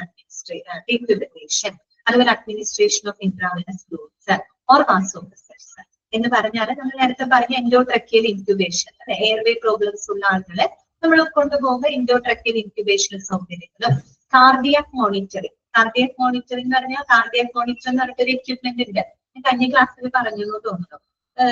സിനിമയിൽ കണ്ട കാര്യമൊക്കെ പറഞ്ഞു. ഒരു പെട്ടി പോലെ ഇരിക്കുന്ന ഒരു സംഭവമാണ്, കണ്ടിട്ടില്ലേ? അതിനകത്ത് ലൈവായിട്ട്, അതായത് റിയൽ ടൈം ആയിട്ട് ആ ഒരു എന്താ പറയാ പേഷ്യന്റിന്റെ ആ ഒരു ഹൃദയത്തിന്റെ സ്പന്ദനവും റെസ്പിറേറ്ററി റേറ്റ് ഒക്കെ കൃത്യമായിട്ട് ഡിസ്പ്ലേ ചെയ്ത് കാണിക്കുന്ന ഒരു എക്യുപ്മെന്റ് ആണ് അത് കേട്ടോ. ഓക്കെ, അതിന്റെ മെഡിക്കൽ എക്യുപ്മെന്റിനകത്ത് പഠിക്കാനുണ്ട്. നിങ്ങൾ സിനിമയിലൊക്കെ കണ്ടിട്ടുണ്ട്, നമ്മൾ ഈ ICU ഒക്കെ കണ്ടിട്ടില്ലേ? ഇതിനെ ഒരു പെട്ടി പോലത്തെ ഒരു സാധനം, അതാണ് കാർഡിയാക് മോണിറ്റർ കേട്ടോ. അതിനകത്ത് ഈ ഇവരുടെ പേഷ്യന്റിന്റെ ഹാർട്ടിന്റെ ബീറ്റ്, റെസ്പിറേറ്ററി റേറ്റ് ഒക്കെ കറക്റ്റ് ആയിട്ട് ഇങ്ങനെ അപ്പൊ തന്നെ ലൈവായിട്ട് കാണിക്കുന്നത്, ഡിസ്പ്ലേ ചെയ്യുന്നതാണ്. അങ്ങനെയുള്ള കാർഡിയാക് മോണിറ്ററിംഗ് സംവിധാനങ്ങള്. അതുപോലെ ഡീഫിബ്രിലേഷൻ എന്ന് പറഞ്ഞാൽ എന്താ? അതായത് നമ്മുടെ ഹൃദയത്തിനകത്തോട്ട് ഒരു ഷോക്ക്, ഒരു ഇലക്ട്രിക് ഷോക്ക് കൊടുത്തിട്ട് നമ്മൾ ആ ഒരു ഹൃദയസ്പന്ദനം പുനരാരംഭിക്കാനായിട്ട് സഹായിക്കുന്ന ഒരു എക്യുപ്മെന്റ് ആണ് കേട്ടോ. ഡീഫിബ്രിലേറ്റർ എന്നാണ് പറയാം. ഓക്കെ, ഡീഫിബ്രിലേഷൻ കേട്ടിട്ടില്ലേ നിങ്ങള്? അതായത് നമ്മുടെ ഹാർട്ടിലേക്ക് ഒരു ഇലക്ട്രിക് ഷോക്ക് കൊടുക്കും. ഓക്കെ, ഇലക്ട്രിക് ഷോക്ക് കൊടുത്തിട്ട് ആ ഹാർട്ടിന്റെ ബീറ്റ് തിരിച്ചെടുക്കാനായിട്ട് സഹായിക്കുന്ന ഒരു ഉപകരണമാണ്. നിങ്ങൾ രാജാറാണി സിനിമ കണ്ടിട്ടില്ലേ? രാജാറാണി സിനിമ കണ്ടിട്ടുണ്ടോ? നസ്രിയയുടെ കണ്ടിട്ടുണ്ടോ? നസ്രിയ നയൻതാരയുടെയൊക്കെ ആ അതിനടുത്തുള്ള ആ സംഭവം. നസ്രിക്ക് ആക്സിഡന്റ് സംഭവിച്ചു കഴിയുമ്പോൾ നെഞ്ചിൽ വെക്കുന്ന ഒരു 2 ഇലക്ട്രോഡ്സ് വെച്ച് ഇങ്ങനെ നിൽക്കൂലേ, ആ സംഭവമാണ്. അത് ഇലക്ട്രിക് ഷോക്കാണ് കൊടുക്കുന്നത്. ആ ഷോക്ക് കൊടുക്കുമ്പോൾ ചിലപ്പോൾ ഹാർട്ട് തിരിച്ച് കയറി വരും അങ്ങോട്ട്. ചിലപ്പോൾ ഒരു ഷോക്കിന് നിൽക്കൂല, 1-2 ഷോക്ക് കൊടുക്കുമ്പോഴായിരിക്കാം നിൽക്കാൻ പോകുന്ന ഹാർട്ടിന്റെ ബീറ്റിനെ തിരിച്ച് എടുക്കാൻ വേണ്ടിയിട്ട് ചെയ്യുന്നതാണ് കേട്ടോ. അപ്പൊ അത്തരത്തിലുള്ള ഡീഫിബ്രിലേഷൻ. പിന്നെന്താണ്? Administration of intravenous fluids or vasopressors. നമ്മൾ നേരത്തെ പറഞ്ഞില്ലേ IV ഫ്ലൂയിഡ്സുകള്, വാസോപ്രസേഴ്സ്, അത് മെഡിസിൻസ് ആണെന്ന് പറഞ്ഞിട്ട് ഇത്തരത്തിലുള്ള കുറെ കൂടെ അഡ്വാൻസ്ഡ് എന്താ പറയാ ജീവൻ രക്ഷാ സേവനങ്ങളൊക്കെ കൊടുക്കാൻ സജ്ജമായിട്ടുള്ള ആംബുലൻസ്, അതാണ് എന്ത് അഡ്വാൻസ്ഡ് ലൈഫ് സപ്പോർട്ട് ആംബുലൻസ് എന്ന് പറയുന്നത് കേട്ടോ. അപ്പോ ഈ ആംബുലൻസിൽ എങ്ങനെയായിരിക്കും? These are adequately staffed and made ready for the shifting patients with life threatening conditions. അപ്പൊ ഈ ഒരു ആംബുലൻസ് എന്ന് പറയുമ്പോൾ അതിനകത്ത് ആവശ്യത്തിന് സ്റ്റാഫുകൾ ഉണ്ടായിരിക്കും. അതുപോലെ വളരെ ലൈഫ് ത്രെട്ടനിങ് കണ്ടീഷൻസ് ഉള്ള പേഷ്യൻസിനെ ഷിഫ്റ്റ് ചെയ്യാനായിട്ടുള്ള സ്റ്റാഫുകൾ ആ ഒരു ആംബുലൻസിനകത്ത് സജ്ജമായിരിക്കും. ഓക്കെ, അതാണ് ഇത് advanced life support ambulance. Okay, അടുത്തത് എന്താണ്? MICU അല്ലെ. എന്താണ്? മൊബൈൽ ഇന്റൻസീവ് കെയർ യൂണിറ്റ് അല്ലെ. മൊബൈൽ എന്ന് പറയുമ്പോൾ തന്നെ മൂവബിൾ, ദാറ്റ് മീൻസ് ആംബുലൻസ് തന്നെയാണ്, പക്ഷെ കുറെ കൂടെ അഡ്വാൻസ്ഡ് ആയിട്ടുള്ള ആംബുലൻസ് ആണ് മാത്രം കേട്ടോ. നോക്കുക, these are the specialised vehicles with all the equipment and staff to transfer the patients who are critically, അതായത് ഏറ്റവും ക്രിട്ടിക്കൽ ആയിട്ടുള്ള പേഷ്യൻസിനെ ട്രാൻസ്ഫർ ചെയ്യാനായിട്ട് എല്ലാവിധ എക്യുപ്മെന്റുകളും സ്റ്റാഫുകളും കൊണ്ട് സജ്ജമായിട്ടുള്ള സ്പെഷ്യലൈസ്ഡ് വെഹിക്കിൾ ആണിത് MICU എന്ന് പറയുന്നത്. Okay, and are usually used in combination with the specialist retrieval teams in a few developed countries. അപ്പൊ പൊതുവെ ഇത്തരം ആംബുലൻസ് എന്ന് പറയുമ്പോൾ അതിനകത്ത് സ്പെഷ്യലിസ്റ്റ് റിട്രീവൽ ടീംസ് ഉണ്ടായിരിക്കും. എന്ന് വെച്ചാൽ അത്രയും ട്രെയിൻഡ് ആയിട്ടുള്ള മെഡിക്കൽ എന്താ പറയുക ഒരു ടീം ഉണ്ടായിരിക്കേണ്ടത് കേട്ടോ. അതാണ് സ്പെഷ്യലിസ്റ്റ് റിട്രീവൽ ടീംസ് എന്ന് പറയുന്നത്. ദാറ്റ് മീൻസ് വളരെ എക്സ്പീരിയൻസ്ഡ് ആയിട്ടുള്ള ഇങ്ങനെയുള്ള ക്രിട്ടിക്കലി പേഷ്യൻസിനെ ട്രാൻസ്ഫർ ചെയ്യാനായിട്ട് ട്രെയിൻഡ് ആയിട്ടുള്ള ഒരു കൂട്ടം മെഡിക്കൽ സ്റ്റാഫുകളൊക്കെ ഉണ്ടായിരിക്കും. അങ്ങനെയുള്ള അവരുമായിട്ട് അത്തരം എന്താ പറയാ റിട്രീവൽ ടീംസ് ഉള്ള എന്താ പറയാ സ്പെഷ്യലൈസ്ഡ് വ്യക്തികളാണ് MICU എന്ന് പറയുന്നത് കേട്ടോ. ഓക്കെ, ക്ലിയർ ആയോ? ഗ്രൗണ്ട് ട്രാൻസ്പോർട്ട് എന്ന് പറയുന്നത് ആംബുലൻസ് തന്നെയാണ് ഉദ്ദേശിക്കുന്നത് കേട്ടോ.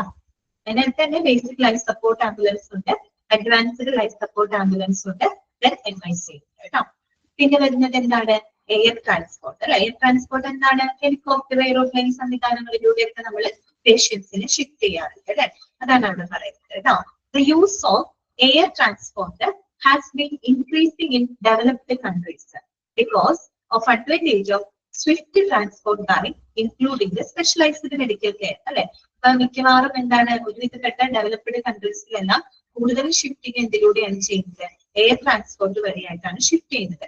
അതിന്റെ ഗുണം എന്താണെന്ന് വെച്ചാൽ നമുക്ക് സ്വിഫ്റ്റ് ആയിട്ട് നമുക്ക് ട്രാൻസ്പോർട്ട് ചെയ്യാൻ പറ്റും, പെട്ടെന്ന് നമുക്ക് എന്ത് ചെയ്യാൻ പറ്റും? രോഗിയെ ട്രാൻസ്ഫർ ചെയ്യാനായിട്ട് പറ്റും. അത് മാത്രമല്ല അതിൽ എല്ലാവിധ സ്പെഷ്യലൈസ്ഡ് മെഡിക്കൽ സംവിധാനങ്ങളും ഉണ്ടായിരിക്കും. ഓക്കെ, നമുക്കിപ്പോ ഒരു ഗ്രൗണ്ട് ട്രാൻസ്പോർട്ട് എന്ന് പറയുമ്പോൾ കുറെ കൂടെ സമയവും കാര്യങ്ങളൊക്കെ എടുക്കും അല്ലെ.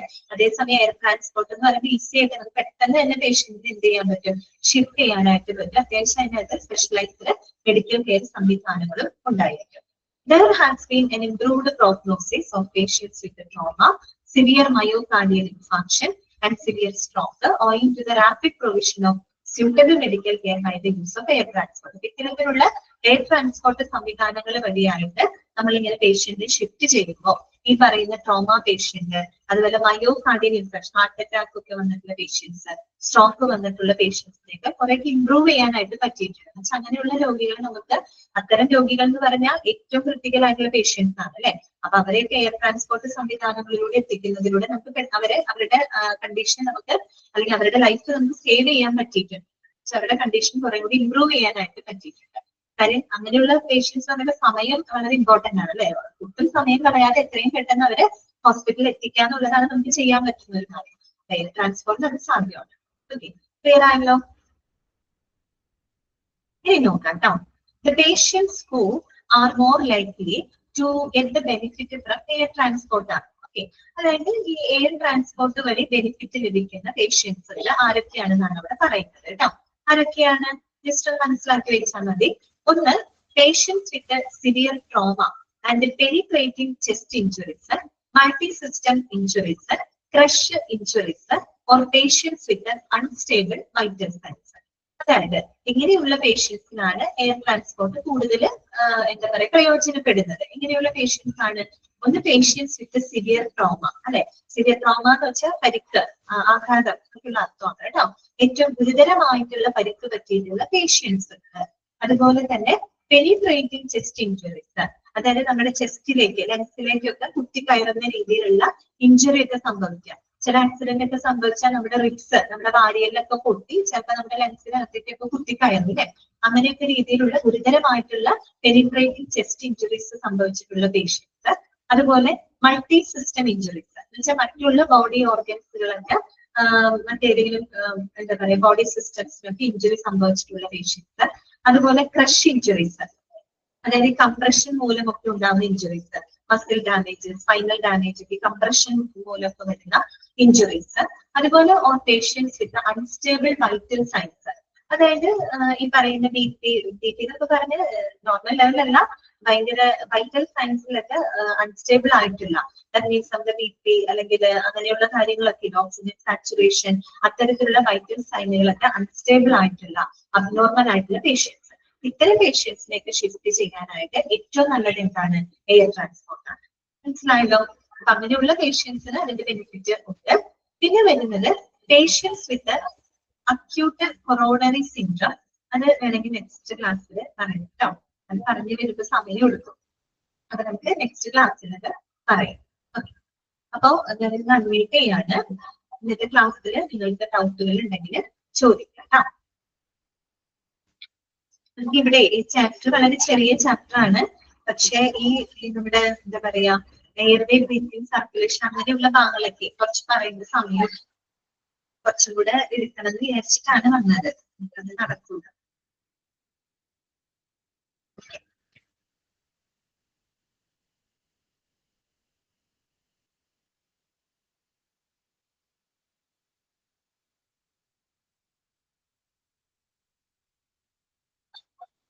അൺമ്യൂട്ട് ചെയ്തിട്ടുണ്ട് കേട്ടോ.